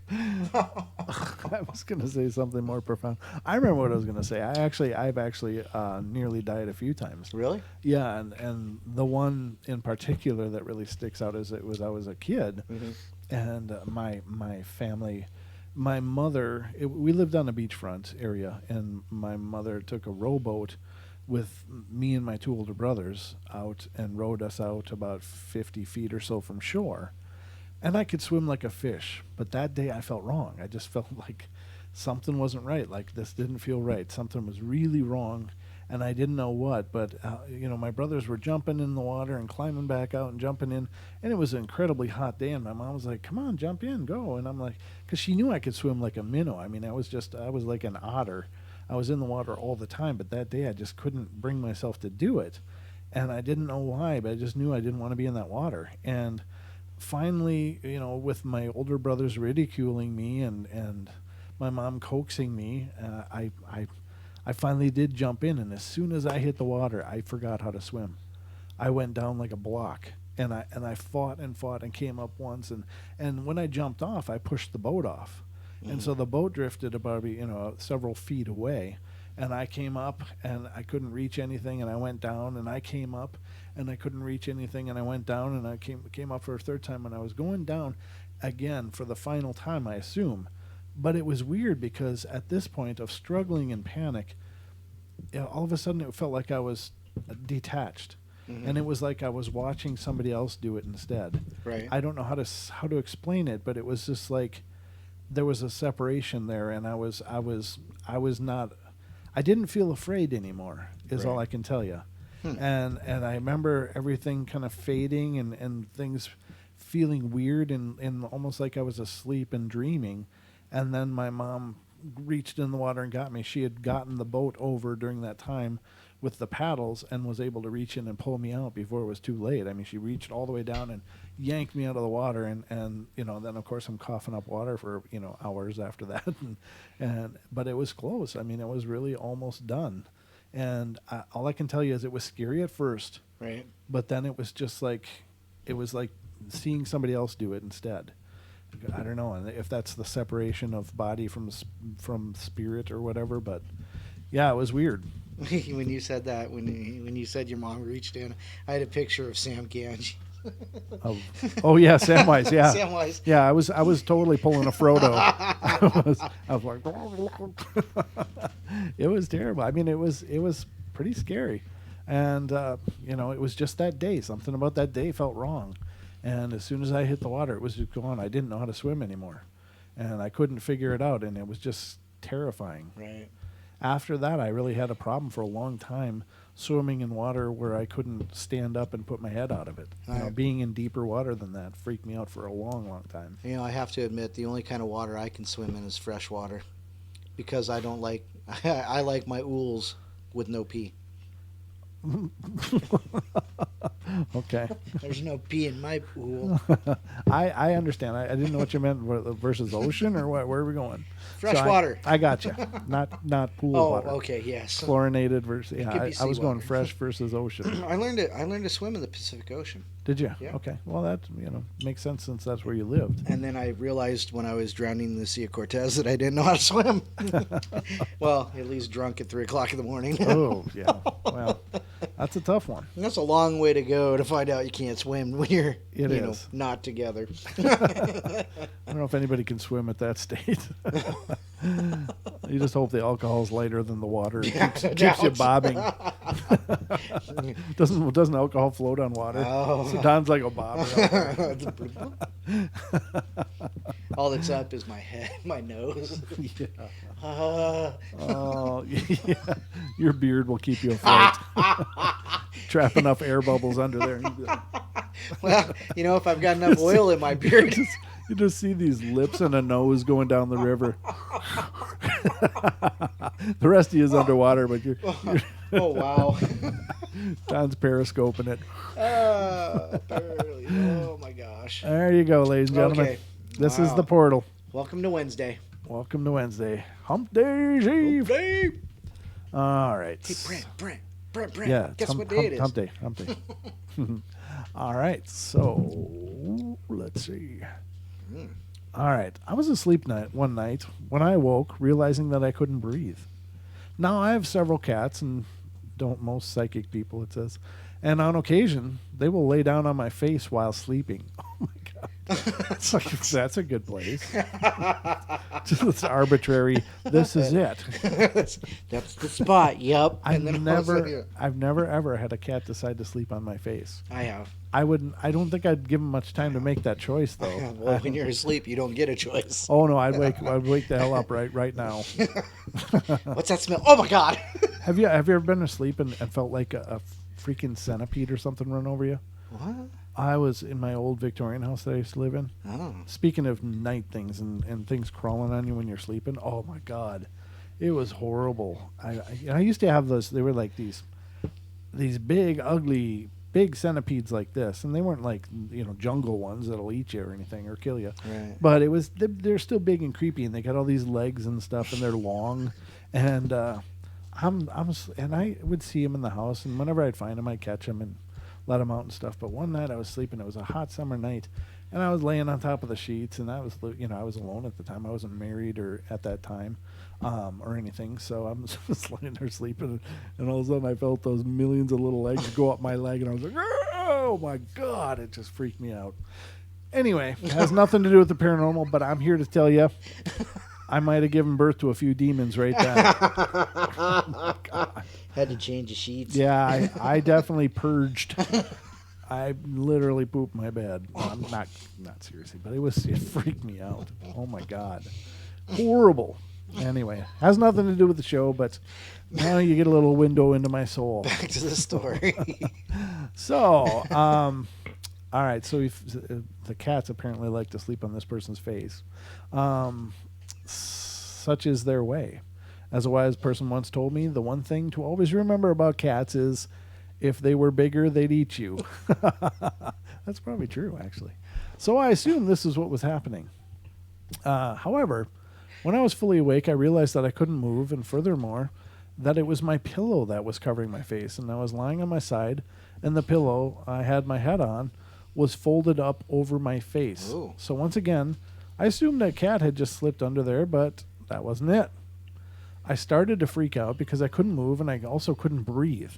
Now, the pillow just wasn't covering my face. It was being pressed into my face. Wow. I finally was able to, using all my might, move my head just a little back and forth. After a couple seconds of that, the pillow suddenly dropped from my face, and standing right next to my bed was this tall, thin death figure, Ew. except all in white. Wow, that's What? weird. Yeah, all in white. like a skeleton with a long, heavy, hooded robe that covered all but its hands. Wow. And where the face would be was just this ethereal whiteness. Wow. It's Assassin's Creed. Within a split second, this figure reached down and grabbed my bed spring and pulled it over my face and held it tight, trying to suffocate me again. I thought, this thing is going to kill me. I have to do something. But then again, I couldn't move. I was absolutely paralyzed. Then I remembered that I had been studying up on auras, and I realized this was my only chance. Again, with all my might, I envisioned an energy field around me, and when it had solidified, I pushed it as hard as I could towards this thing by my bed. Suddenly, the bed spring flew off my face and nearly off the bed, and I was able to see this thing being flung back to wherever it had come from. It just quickly flew back away from the bed, getting smaller and smaller until it disappeared. When it was gone, I was suddenly able to move again. So immediately, I get out of bed and flung on all the lights and started screaming and crying, still being frightened out of my mind. I couldn't stop screaming and crying for like 2 days. I had truly felt like someone had just tried to kill me. I couldn't go to work. I couldn't do anything. It took about a week for me to be able to go back into my bedroom, and then about a month for me to be able to go back there and sleep without having all the lights on. People who know this event ask me how I could still live there, and I tell them, if something evil is out to get you, it will find you wherever you are. Moving won't change that. Good point. That is a good point. Now, there's a belief in dark entities or demonic fields that they tag you. In other words, that they imprint you with, for lack of a better term, a tag, and they can tell wherever you are. They are like, they have this attachment to you. And so a lot of people that are dealing with darkness that seems to follow them may be actually having one of these psychic tags on them and would need to get that purged or cleansed. So I don't know if that's true or not, but I'm just telling you things that I've learned in my journeys. But if that's true, that's horrible. I don't know. A story like this it's one of those, could it be real? I guess. Again, it's one of those things that, I'm not chuckling because it's funny. It's just, right. That's an incredible story. We have this idea of white things are good, black things are bad, but, that's basically a leftover from our black and white movies when they wanted to identify the bad guys. You dress them in black. You want to identify the good guy, you dress them in white. Right. That's just part of our culture, but it doesn't necessarily mean that is truth. I don't know. Spirits could be white and dangerous as well. And we oftentimes equate dark shadowy things with negative, but, that's always not the case. Very crazy story, though. Dan Pruitt said something about, did you hear that lady's voice? As you were reading that. And Robin said she heard something. She thought it was her cat. Oh. Somebody else heard it too. But and it may be true. Obake's in there, so maybe it is Melissa. Oh, okay. Who knows? Who knows? Now my minion is in the other room too, and he could have been making that noise as well. You might have heard bleed through from that. Yeah, because I didn't see anything pop up on the ghost app over there. No, it wasn't the ghost app. That's perfectly clear. So I'm not sure. I'm just guessing that just to put it out there that my 3-year-old is just in the next room with his mom. So it's possible that we're hearing. I got headphones on, so I'm not hearing it directly, but. Dan says, no, it's in my hotel room. Same voice last night. I wrote it off as street noise. Oh. Well, Dan. Well, Dan, thanks for bringing that to the show.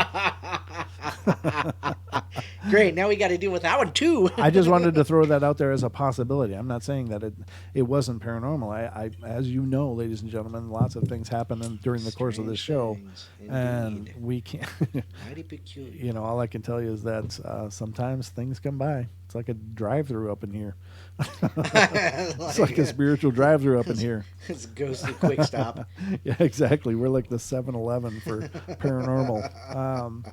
I don't know. That's really cool, and I'm looking forward to hearing the replay just for that. What time are we at? 8:22, 8:32. Okay, so about an hour and a half in. It was probably About an hour and a half in. Okay, yeah, so sure. I'm just making a mental note of that. So when I listen to the replay tomorrow with my coffee, I'm gonna check that out. In fact, I'm gonna make a note about it. Well, you know, it's weird though because Dan said it, and then other people said that they heard it, and Dan said it was in his room. So it's not unless she's playing with your Well, computer, Dan. The thing with of course, their energy, right? So they can create energetic fields, and Right. Dan is watching the show, and therefore this thing could be connected to the show. I don't know. I was Just stopped throwing in it to out there. watch a movie with Dan. Yeah, yeah, exactly. Hey there, sexy boy. 2 minutes. Female voice. Yeah, we may have an EBP here on the show, ladies and gentlemen. But wouldn't we have heard that?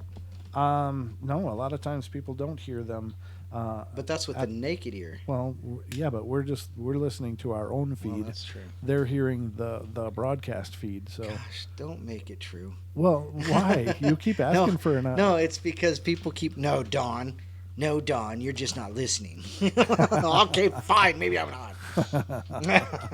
Well, no, I'm saying what we're hearing through our earphones, ladies and gentlemen, is a split from the signal before it Right. goes through the broadcast. True, So yeah. we're just hearing a monitor mix in our ears, so it's not the actual full broadcast. It's just a sampling of it so we can hear what the hell's going on. But so the broadcast version would be a little more robust than what we're hearing. So it wouldn't surprise me at all if we didn't catch the EVP here. So That would be interesting. right. But that's a creepy story, and really cool if we had a female voice in here. I'm really excited to check that out. I'm just saying that would be a first for the portal. I've never heard any sound anomalies before that couldn't be at least possibly something else. But as during Obaki's show, the sign on the wall behind me peeled off when he was when we were doing question and answer with Melissa. So. And it's a piece of cardboard hung up by like 4 large pieces of duct tape, so that shouldn't have happened. It's all on the board here, ladies and gentlemen. That's all I can say. Lots of strange things occur. All right, let's read the next one. The next story is coming from the state of California, ladies and gentlemen. Quite the state they are. It's the Sunshine State. All right, so this is from California. Here are some random ghostly events that have occurred to me in the apartment that I currently live in. The first ghost experience I ever encountered in this place was I was awake one night to find a full-sized horse standing on my bed. What? That's a first for me. I've never heard anything like that. Quite a sight in my tiny apartment. I screamed, "What is that?" And then noticed there was a cowboy on the horse dressed in traditional Old West garb. He tipped his hat to me, lightly kicked the horse in the spurs, and the horse sauntered off through the wall. Wow, does that ever sound like a Hollywood kind of thing, right? Yeah. Even the ghosts are Hollywood there. All right, and says, now I live in the second story, and the wall the horse went through was an outside wall, so people always ask me, well, didn't the horse fall once it was outside? Hello, it's a ghost. It can go through a wall. Do you think a little thing like gravity would be a concern? Good point. Rebecca's got a point there. All right, another time, I awoke to find a guy standing at the foot of my bed, Oh my God. and he was dressed in a dark blue checked shirt and khaki pants, and he was about maybe 50 and was kind of pudgy. I wasn't there. He didn't seem threatening at all, and once he realized I saw him, he just disappeared. Another time I was trying to go to sleep and noticed there was a lump under my blanket moving from the edge of the bed towards me. All right, now that's creepy. I don't care what you I'd be what you out believe. of If there's see some ya. bump moving up your bed, it's game over. I'm sleeping on the couch. That's it. At that point, it's like, okay, you can have the bed. Right. I'll sleep on the floor. It was moving towards me kind of slowly. Uh-uh. I assumed one of my cats had crawled under there and was approaching me, so I put my hand out to pet it on top of the cover, saying, "Oh, what a cute kitty." There was nothing there. However, as soon as I put my hand down on the bed, the lump disappeared and nothing was there. That totally freaked me out because it had been a pretty big lump. Definitely cat-sized. Well, there you go. Got ghost cats too. Oh, jeez. In my bedroom, I have a big window that takes up at least half the wall. And living in the middle of the city, there's always significant ambient light coming through that window. Not to mention my neighbor's very bright security light he always has on. Anyway, one night, as I turned off the light to go to sleep, suddenly I was thrown into total darkness. Like, have you ever been in a deep cave with no light? That kind of darkness. And it's total, complete, and threatening. So I immediately turned the light back on and looked out the window to see if maybe the power had gone off in the city or something, but no. All of my town's lights were still on, shining right through the window. So I turned the light off again, and total evil darkness, almost like being thrown into another dimension. So the light came back on immediately and stayed on till the rest of the night. Another time, I woke up just in time to see this hairy creature running at me, carrying a club over his head, like he was going to hit me with it. I screamed, and the creature stopped, and was suddenly flung backwards, getting smaller and smaller until it disappeared. Just like that white thing in the last story. Now, most of these things have occurred at night, so skeptics could say, "Oh, you were tired, you imagined it," whatever. So several times during the day in my living room, I will have this little cloud of small lights appear and swirl around near the ceiling for several minutes at a time. Since I'm usually engrossed in my TV show, my cats are usually the ones to notice them first. They will all run to just below the cloud and stand up on their hind legs and reach out with their paws towards the lights, chattering the way cats do when they're excited. Then, just as suddenly as they arrive, they are gone, and the cats go back to their business of sleeping and destroying everything. So that's the end of the story. Now here's what I wonder. Okay, so it's coming out of California, and it could be L.A. I don't know that it is or isn't, but it sounds like, I wonder if perhaps, and I'm just throwing it out there, if perhaps their apartment building was once a lot for a production company. Crickets. Hello? Is this thing on? Hello? I could swear I heard something fall off the wall. Oh, that wasn't you? No, I heard something too. no, it was before I started, actually moving. I was like, what the hell? I don't know. It's a haunted night here in the portal, ladies and gentlemen, but that's Something- what we're all about. Threw my cap on the floor too. Threw your cap on the floor? Yeah, they'll throw my cap on the floor. That's mean. Oh, okay. Well, that's maybe what you heard falling. No, not on the floor. Oh, okay. Anyhow, wow. Okay. So I'm wondering if this building could perhaps have been built on the site of an old movie studio Oh, production that's a good area. thought. I was just thinking to myself, though. I mean, those are so varied, such varied stories. A horse, a cowboy on a horse. Well, they're very disparate. Yeah. It sounds like It sounds like she ought to pass that to me. you want a horse on your bed? No, I want what she's taking to see the horse on the bed. I almost thought she was. I woke up with a horse head in my bed. Oh God! I'm like, oh. I saw that movie. No, I think that it sounds like since they're so varied and so weird, it sounds like these are just perhaps residual, perhaps intelligent, but Right. like there's movies being made, many different movies, because how the hell do you get like a caveman carrying a club, a cowboy and a horse, and A pudgy guy and blue khakis. yeah, I mean it sounds like a typical Hollywood golden age kind of deal. Yeah. Just saying, just throwing it out there, but that's what occurred to me when I was reading. It was like, that sounds like a movie set kind of thing. So Just a thought, ladies and gentlemen.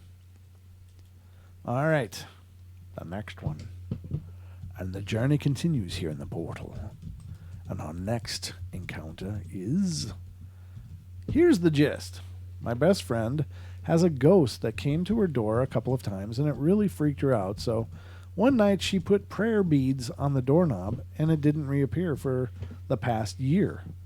Last Friday, I went to go changing in her room, but the door wouldn't shut because there were things blocking it. So I took the stuff off and put it on her laundry basket. I closed the door and started changing, and no one was home but Chrissy and her stepsister, and they were all downstairs. The door opened. I shouted, "Chrissy, wait, I'm changing." Then I closed it back. It immediately opened right back up, and I said, "Stop it," and then tried to close it again. I leaned on the door, and I felt the doorknob twist, so I opened it, but no one was there. I went downstairs and told them the whole story, but they said they were down there the whole time. And then Chrissy asked me, "Did you take the beads off the door?" I told her that, yeah, I did. Then we all freaked out and sent her stepsister upstairs to put it back on. However, they weren't there at first. But when we looked back on the doorknob, they were suddenly there again. I know I took everything off the door, and it was a scary sight. Yeah, those are symbolic things, but they can have a great impact. They can keep things at bay. It has to do with faith, what you believe. What do you believe? Because it becomes energized, of I course. believe our chatters are nuts. This just occurred to you? This is a new revelation. There's a reason I enjoy drinking my coffee and reading the chat, Don. It plays out like a whole different show. I might have to try that sometime. Like a little breakfast sandwich, a little coffee, reading. Oh my God, they said that. I get this huge vat. It's like a big mug. It's enormous. It's from a Renaissance fair. Oh, yeah, I've seen it, yeah. And I fill it up, and I sit back here, and I just watch it scroll and read. And I'm usually in stitches. I'm like, oh, my God. I oftentimes find myself reaching for the keyboard, like, oh, I could, and then it's like, you say something. I can't say anything. So all I can do is watch it, but it's just hilarious to see what you guys do. What you guys get up to while, I'm sitting here working. Oh, yeah. I'm just saying. Oh, yeah. I don't have all this time to sit and chat, but I'm glad you guys are enjoying yourself. Yes, they are. Apparently at my expense. We do have a wonderful group of people. I mean, I am absolutely thrilled with the family that we've put together here. Yeah, absolutely. Absolutely. And, again, a special thank you to Sean.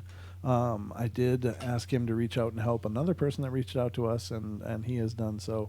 Thank you so much, Sean. You're phenomenal. You're amazing, and I can't thank you enough for being there for those out there that need your help. It's a wonderful gift, and thank you for sharing it so openly and freely. You are amazing, no question about it. So, wow. I just want to throw that out there because I mean, so many people have given of themselves in that regard to be there when we need, and it's been an amazing resource for those people that are just really struggling with something spooky going on, and they don't know what to do with it, and by no fault of their own. I mean, when things go sideways, how do you handle that? We don't have those tools in our toolbox, by virtue of our modern society. So it takes these gifted people to step in and be there for us. So thank you, brother. It's amazing. All right, now here's another one that talks about a white ghost. Wow. Okay. All right. Ghost.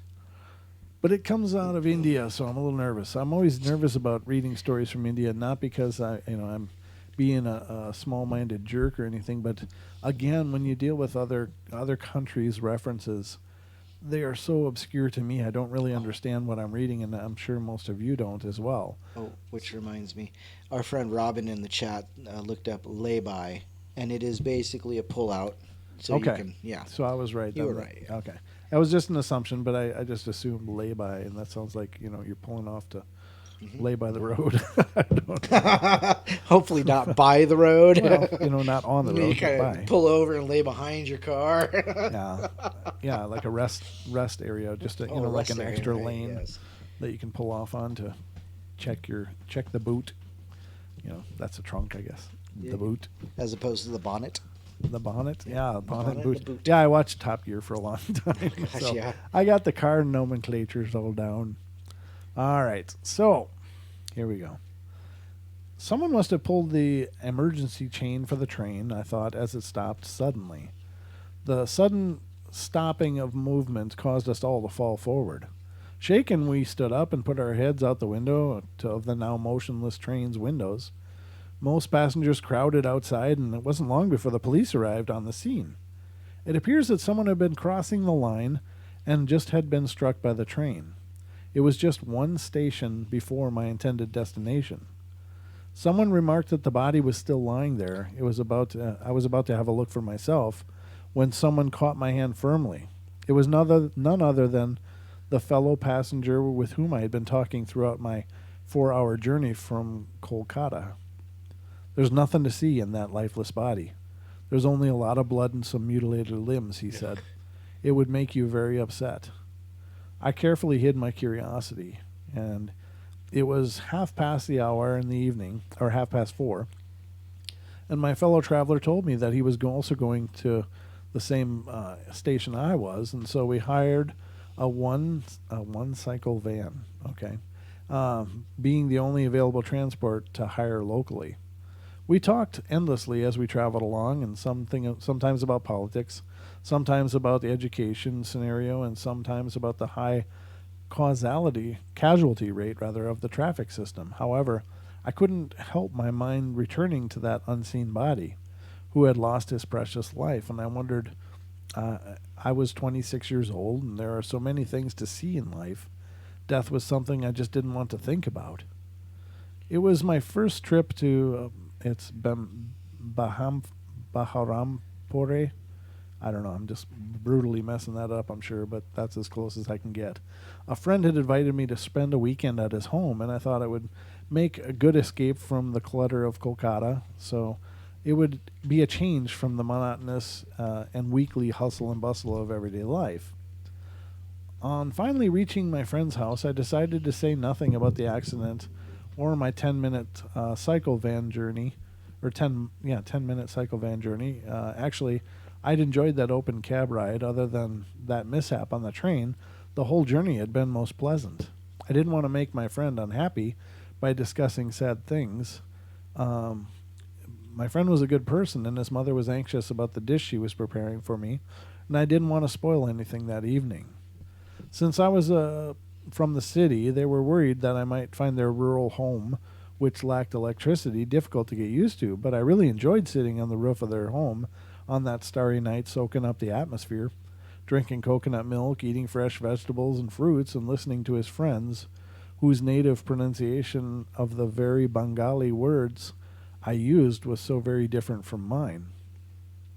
They asked endless questions about my work, my family, myself, which I was happy to answer, and I tried to respond in as much detail as I was able, and they seemed pleased to hear that I am a writer, but before long I was rescued by my friend.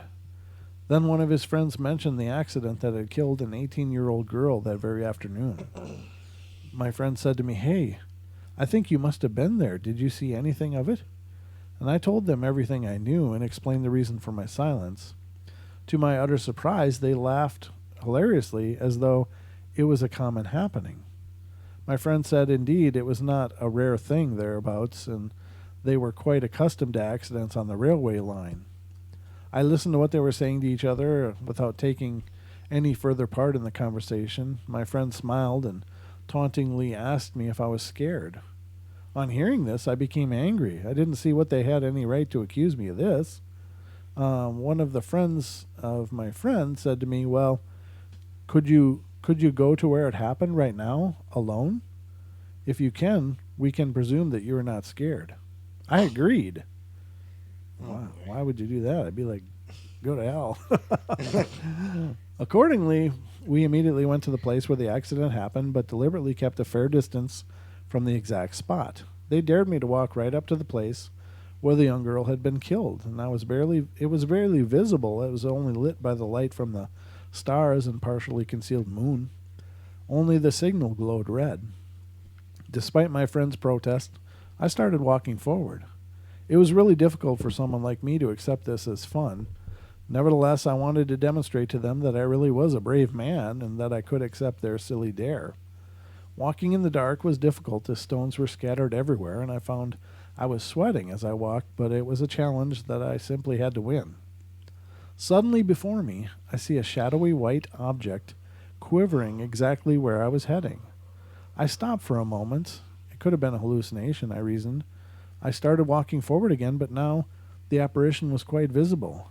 It was a person draped in white, and that wraith-like person was doing something. Who or what was it? Was it an illusion, or what? The possibility that it was something paranormal sent a chill running down my spine. I almost died with shock as someone put a hand on my shoulder. I just stopped, breathing, and closed my eyes. In that gloomy light, I found it was none other than my friend who had been following me. He also saw what I had been seeing. We drew closer and found that what we had seen was an old person swabbing the place with water, and there was no body. Nothing of the dead girl remained. Ito rakto, so much blood, he was quietly saying to himself over and over. It turned out that he was the station master whose son had died in the same way in a train accident 25 years previously. On one such cold night, such as this was, he was being chased by police officers, and, without warning, a train thundered along and ran over him. After that sad incident, the station master became mentally disturbed, and always took it upon himself to erase all evidence of such accidents. Wow. That's a creepy story, but I don't know where the paranormal comes into this. They didn't really see a white ghost. It was just the guy cleaning the tracks. But that's the portal. You get them as we find them, ladies and gentlemen. We're farming them up fresh for you every week here on the portal. All right. What? Diana says, I want to summons tacos. I'll be right there. Oh, my God. Now, I haven't eaten anything tonight. So I haven't actually eaten anything since breakfast. So now I'm like... You know what I had for lunch? I don't. Joel's Mexican. You did? Oh, God, it was so good. See, I'm not really into that so much, but I like Joe's Burgers right across the street. Oh, my God. Joe's is good, yeah. Joe's is good. They can throw down over there. That's all I'm saying. I tell you, though, that fajita, it was so good. Well, I'm glad you enjoyed it. Oh, goodness. I don't remember being invited at all. That's weird, well, huh? yeah, well, actually, it was leftovers from yesterday when we actually stopped there. Oh, nice. Because yesterday I had the chimichangas. Oh, well, way to go. And then way to clean up. Then I ate my roommate's leftovers. Nice. Wow, you're a keeper, aren't you? They won't eat them. Hey, you going to eat this? Don's the guy trolling the lunchroom in elementary. You going to finish that cheese paper? Hey, you going to eat your pudding? Oh, man. That's hilarious. Oh, goodness. All right, let's get to another one here. I hope you guys are enjoying the show. I just gracious. To me, these shows are fun, Relaxed. Yeah, it is. It's just more low key, and I don't mean less entertaining. I hope it's just as entertaining as any other show. But what I mean is that when we have guests on, it's a lot of work for me. I have a lot of things that I got to keep track of and do during the shows, and so. Even as much as I'm able to get into the conversations and stuff, I still feel like I'm on guard duty. I'm watching everything and trying to keep on top of it. So when we go to a show like this after doing interviews, it's really nice for me. I feel like I can reconnect with you guys, and and I don't know. These are just fun to me. They're just like campfire nights. Campfire nights are awesome. We should do maybe a live stream from my campfire site. Well, I got a fire pit right out back here. We could load it up. I'm not sure how that would work. Yeah, but mine would be. It all depends larger. on the angle. I don't want to. I want to make sure I look God. good. Who will do my makeup? Oh God. What's my line? What's my motivation? I don't know. Sometimes. Be dead. What that? Ooh, what? Your job is dead body. Motivation. What's my motivation? Okay. You're a dead body. You don't have motivation. If you do, Aha. I'm going the other way. Amen. No zombies Oh, yet. gracious. All right. Some will argue that there's no such thing as ghosts, but I understand those individuals may feel frightened um, by the thought of phantoms or banshees in our world. Or some individuals may just assume that ghosts are a bunch of silly fictional myths that our kind made up for amusing tales to be told over the past centuries. However, seeing is believing, and if I never saw these things I've seen in my lifetime, perhaps I too would question their reality. My first real poltergeist experience happened when I was about 5 years old. It was late at night, and I was awoken by a sound coming from our dining room. I heard the dinner table chairs roughly sliding against the floor. When I finally realized I was awake and not dreaming, I became terrified. A few seconds went by and the chairs suddenly stopped moving. Then, the most terrifying thing happened. I heard an unearthly woman's voice call to me. The voice sounded like it came from the kitchen adjacent to the dining room, and I can't recall everything she said, but I'm pretty sure she was just saying my name over and over. The hardest thing I had to do was get out of bed and run like heck to my mother's bedroom across all the pitch black hall. Eventually, after the paralysis wore off, that is exactly what I did, and I remember tripping on the laundry basket as sneaking over to my mom's side of the bed. I didn't want to wake her and be sent back to my room, so she woke up immediately when I crawled onto her arms, and she told me it was just a nightmare to go back to my room. She had to turn on my bedroom lights and walk me to bed, and naturally, I couldn't go back to sleep for a long time that night, even with my twin sister asleep in the room. I remember having to stare at our Dr. Seuss light fixture for comfort. Every time I glanced at the bedroom door, it would quiver intensely. I did not dare go investigate the kitchen or dining room until the next morning. Of course, everyone laughed at me the next day when I told them what had happened, and my older brother and dad even had an ongoing joke about the ghost chair, which was the only unassigned chair when the five of us were eating at the dinner table. They would kid and demand my mother fix a plate of food for the ghost, and I kept thinking to myself, one day they'll see. That day wasn't too far away, at least from my brother and sister. A few years later, on a stormy early night, the three of us were left home, and at that time our brother was old enough to babysit, but too immature to properly accompany us. So he used to tease us all the time about ghosts. Ghostbusters had just come out of the theater, so, of course, that was still fresh in everyone's mind. One time he even made what he convinced us to believe was a PK meter that would indicate if ghosts were nearby. Psychokinetic. That's funny. The little stick on the homemade PK meter would move sporadically, like so he would tell us that the house was haunted and filled with ghosts. But during this occasion, he decided to tell us scary stories instead. With the lightning, loud thunder, and our parents gone, and my brother's wickedness, we became two very scared little girls. My brother eventually came to his senses and then tried to comfort us. He kept trying to reassure us that ghosts are make-believe, and then he said these words which I will never forget. There is no such thing as ghosts. If there was, they would show us a sign. Boom! Instantly, after those words came out of my brother's mouth, all the lights went out. Ooh. That's creepy. They eventually came back on a couple of seconds later, and my brother never teased us about the ghosts again. That incident may not sound tremendously frightening, but as a child it seemed as if I were living in a horror movie. My next occurrence may very well be the most petrifying, and I was about 18 or 19 years old, and my sister and I went for a drive to Siesta Key in Sarasota.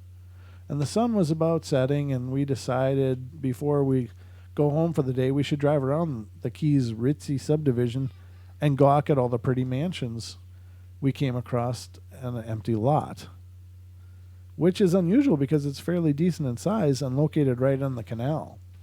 All the other lots in the area consist of massive homes and neck and neck of each other, and it was so peculiar to see such a large waste of space which had so much value. My sister wanted to pull over on the curb so we could walk around and go exploring.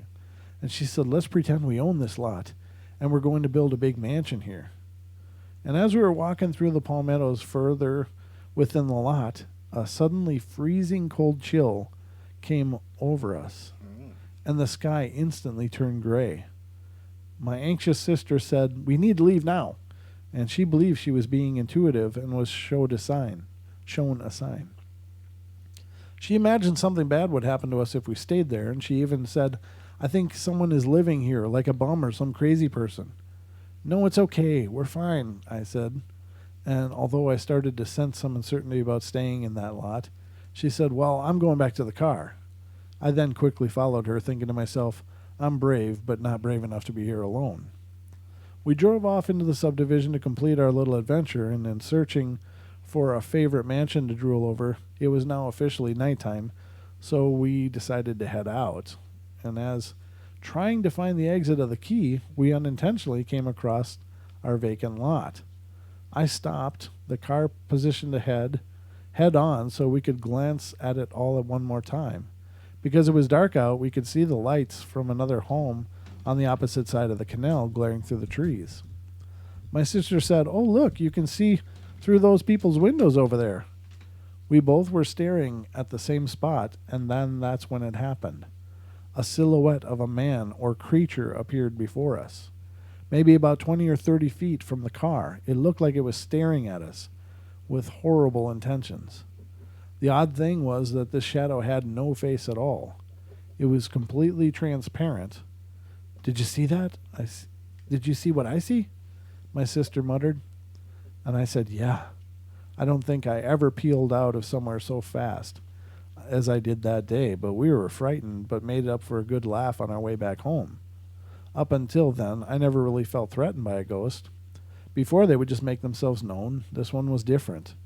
He made it extremely obvious that he did not want our presence in his territory. I would imagine he must have made attempts to ward off any other unwanted guests as well. After all, it was the only empty lot in the whole neighborhood. My only other evidential ghost encounter up to date occurred about 2 years ago. It was one late night. I was sitting in my driveway trying to contact my spirit guide, who I call Sunbeam. Spirit guides are thought to be predestined spirits who help us and guide us subconsciously through our lifetimes, similar to the belief of a guardian angel protecting us. When I communicate with Sunbeam, that makes me chuckle, I don't know why. This cracks me up. I don't physically see or hear her voice. I just talk to her, as if I'm saying my prayers out loud. While sitting there rambling, I abruptly noticed to my left a luminous apparition of a fair-skinned woman with long blonde wavy hair floating down the street about 3 feet above the ground. She was wearing a soft blue and white Renaissance-like gown and some sort of hat or a veil or something. The instant we made eye contact, she vanished before my eyes. I assumed I saw my spirit guide, but I didn't have that comforting feeling I often felt when I'd communicated with her. Plus, that wasn't how I envisioned her. If anything, I thought she would look just like a ball of energy if she chose to appear to me. At times, I believe that spirit guides do not prefer to appear to us because they have no desire to prove themselves to us. I then realized I had just seen a ghost. My theory on ghosts or lost souls is that they are deceased people who somehow get stuck in a parallel dimension in between Earth and the afterlife. And I don't think everyone will become a ghost after they die, only those who do not want to face the reality of dying or those who felt they did not want to leave here with any unresolved issues, or the ones who get trapped in this realm. The amount of time as a ghost varies for each individual. Some could be a ghost for centuries or more. Some could be only a couple of weeks. It's not uncommon for someone after they die to linger around as a ghost for a little while before they cross over and head towards the light, and some may be confused or in denial and need extra guidance or confirmation of their death. Once they accept their death, they should be able to go home. If I ever encountering a lost soul, it's important to tell them that they are dead and assure them that they will be okay if they just trust life and have faith. No matter what religion they were, or if not religious at all, they all still need to go to the afterlife, which is where our true home is. Keep in mind they can't physically harm you. That's not true at all. There are so many stories of people being harmed. Most are just depressed and have no intention of hurting anyone. That's true. Ghost encounters can be overwhelming. During an encounter, many people say they felt an eerie and cold presence. I suggest that feeling we get isn't because ghosts are dangerous or evil, but possibly because we sympathize with their pain. She sounds like a good person. Cool stories. Great. I think on Friday's show I got an email to read. Ladies and gentlemen, if you got anything you want to share, on Friday I'm going to do listener emails. So if I get some in, I will definitely read your stories on the air on Friday. I think I got one to read, as I recall, but I'm not sure. Let me look quick. I think so. Yeah. Did I do this one? MCAT's noting the stream as we go. He's what? He's noting the stream. He's like, that sounds like somebody moving around in a chair. I said, yeah, that's my big butt. Oh. He goes, I'll note it for the log. He's tagging it. Good job, MCAT. Thank you. I appreciate it. He's treating it like an investigation. Every show of the Portal could be an investigation. Oh, God, yeah. I often wonder that. I don't ever pay close enough attention, but especially when we were in the other location, I was like, what if a face was peering back there, just very, very, very lightly? Would you see it? And I never have seen anything like that and when I'm replaying our footage back, but I often wonder if it was gone through with a fine-tooth comb, if something wouldn't jump out every once in a while.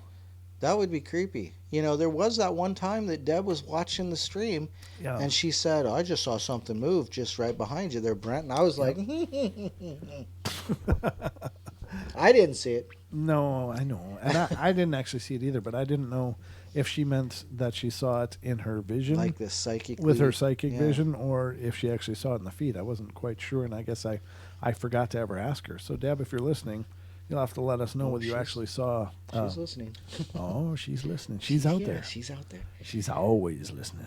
But yeah, let us know when you said you saw that, how you saw it, if it's something that perhaps could be reviewed.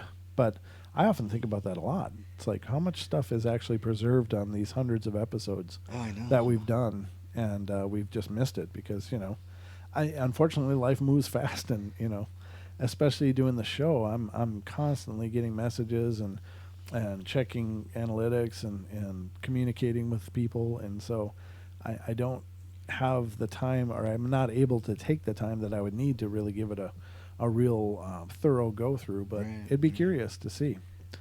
It would be curious. I'd love it if there were. That'd be awesome. I know the one that I do know is the times when we've had technical issues. I mean, those are just like, oh, come on, that doesn't even make any sense. How come that's happening? That's not even logical. What the hell's going on? And then when the sign fell off the wall behind me, just last weekend, it's just like, wow, are you serious? Or the weekend before? No, it was on Halloween night. That's right. It was Halloween, on Halloween night, Wednesday, ladies and gentlemen. And that was a pretty cool occurrence to catch. Is it for sure paranormal? No, I can't say for sure it is, but it was certainly really, really freaking coincidental. Right. So Deb says, nope, she saw it there behind you. Oh, okay. I wish I could remember which episode that was for sure, but I know. Yeah. That's one of those. If it comes back to you, Deb, what show that was, it would be really fun to look through that footage real carefully. Hey, Diana says, and you said you recorded it. The Zach when he opened the Dubbock box, did he actually open it? He never did. Whatever open happened? It. No, he never did open it. No. Ah, gosh. So he never did open it because he had some kind of misunderstanding with the rabbi who was supposed to help him reseal it after opening it, is what I understood. I did watch 90% of that episode, and it was decent. I mean, it was, anytime, the thing is and Dan and MCAT can certainly speak to this as well as any other people in our listening audience who've done investigations, as romantic as an idea as it is to do a live investigation, most paranormal investigations are absolutely boring as hell. Not a lot is usually going on. You might, Right. I mean, it's a big night if you can catch an EVP, or it's a big night if you could, catch a mist. Right. But when they do these live shows, and granted, in the haunted museum of Zach's, he's got a lot of haunted objects and psychically charged objects. So, yeah, it's not surprising that they might get a few things, but I mean, it's not going to be an episode like it's not going to be like watching Paranormal Activity, Right. the movie, and it's just that's not real life, And again, getting back to those YouTube videos that are out there, Yeah. showing this amazing poltergeist activity and stuff, it's like, if all that really was going on that regularly, and you're having those kind of occurrences, that place should be crawling with investigators or scientists or Right. people from MIT trying to figure out what this energy is. It's fantastically entertaining, but I don't give them a whole lot of Right. Right. a whole lot of faith that is truly paranormal. Um, are there some videos out there with captured paranormal activity? Sure, there are. There's tons of them, but whenever you're watching stuff on YouTube, just realize that there's a lot of people trying to get their 5 minutes. So Right. there's a Right. lot of charlatans. Charlatans. Charlatans. There are, and but people make money off it, and that's, Right. as a matter of fact, somebody said in the chat that that it was a fake rabbi that was just bought to come in and to add to the suspense of it. I don't believe that that's true. I did see a follow-up interview with him and the rabbi on it, clearing up any questions, because the rabbi made a statement during the live show that is, this may not go along with your script. And the reference was not that they were using a script. It was just basically the rabbi was not worried about the Dybbuk box, and that may not play well into what Zach was expecting. Oh. That it wasn't going to be this profound event if they did open it. But it was just one of those figures of speech that everybody grabbed onto and went, yeah, see, you just talked about a script. And it was just a kind of a in passing remark, was my Right. opinion. And that's what they said in that follow-up interview as well. I would have taken it as he meant it. Like, Al Capone's vault. This may not be what you think it's going to be, Yeah, that was and that's exactly how I would have thought of it. And that's how he meant it. I'm sure. Yeah, it was know. just, that's not going to play well with your script of being a haunted show live. I don't think he meant it as, Right. it didn't come across that way to me, that it was him saying this is, clearly fake and it's going to be hard for me to pretend, That wasn't what he was saying. But that was the scuttlebutt out there. And ladies and gentlemen, just remember, it's the internet. There's Right. a lot of people just loving to bash anything they can get a hold of. As we've just As mentioned we've at the beginning. experienced, yeah, as we've experienced as well, and unfortunately, I don't mind that people share their opinions, Right. but don't do it in a mean, hurtful way. That's not helping any of us. Present it The, logically. the Paranormal Portal is a discussion, and it's our group, it's our forum. It doesn't have to be filled up with vitriol. If you want to see how well it works to call somebody a name and then talk about your opinions, look at any political discussion online. It doesn't work. It's not good. You're never gonna impress people with your wisdom and knowledge by slamming others. So, just my 2 cents. But ladies and gentlemen, that is our show for tonight. How you doing, Don? What can you do? Well, I don't know. We could go longer if you really wanted to. You know what? I gotta admit, my back's killing me. Yeah, And that's why I'm doing all this. I just got done raking too, so I'm like sitting here kind of crooked, going, Yeah. oh, I'm getting stiff. So we love you all, everybody. Be good, be kind, be nice. Take care of each other. MCAT, sorry it didn't work out to catch up with you, but we'll be waiting do for it your next next time. your next loop through. And Dan, I did see your email come in.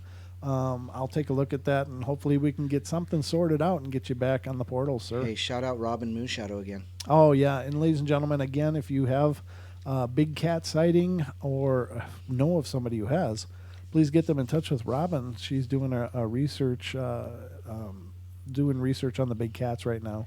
In our neck of the woods, mountain lions and Par for the course. yeah, I mean this is their normal habitat. So if you're in my neck of the woods or in an area where they are known to be, then it's probably not what she wants to hear about. But it's just a lot of people out there saying they're not as widespread as they are, as far as official capacities, like a lot of Fish and Game and DNR, Department of Natural Resources, are Right. trying to claim that these things are only in very few areas, and people are reporting these things all over the place. So obviously everyone's not wrong. So get a hold of Robin Moonshadow, and again, the email for Robin to get a hold of her if you do have a sighting of a big cat would be Robin, ROBYN, at strangerealms.net. Or you can find her on Facebook.com/Strange Realm Group. That's correct. Or Robin Moonshadow, ROBYN. All right, everybody. Love you all. Take care. Don, anything in closing? Thank you. You guys were great tonight. Diana wins the chat room, so that's hands down. And With her Silence of the Lambs beard grooming. Silence of the Beans. There you go, brother. There you go. Oh, and Pixie, thank you. You've been on point tonight. Thank you. Yeah, thank you, Pixie, for being here and helping us direct the traffic of the portal. We love you all. Take care. Sayonara. Bye.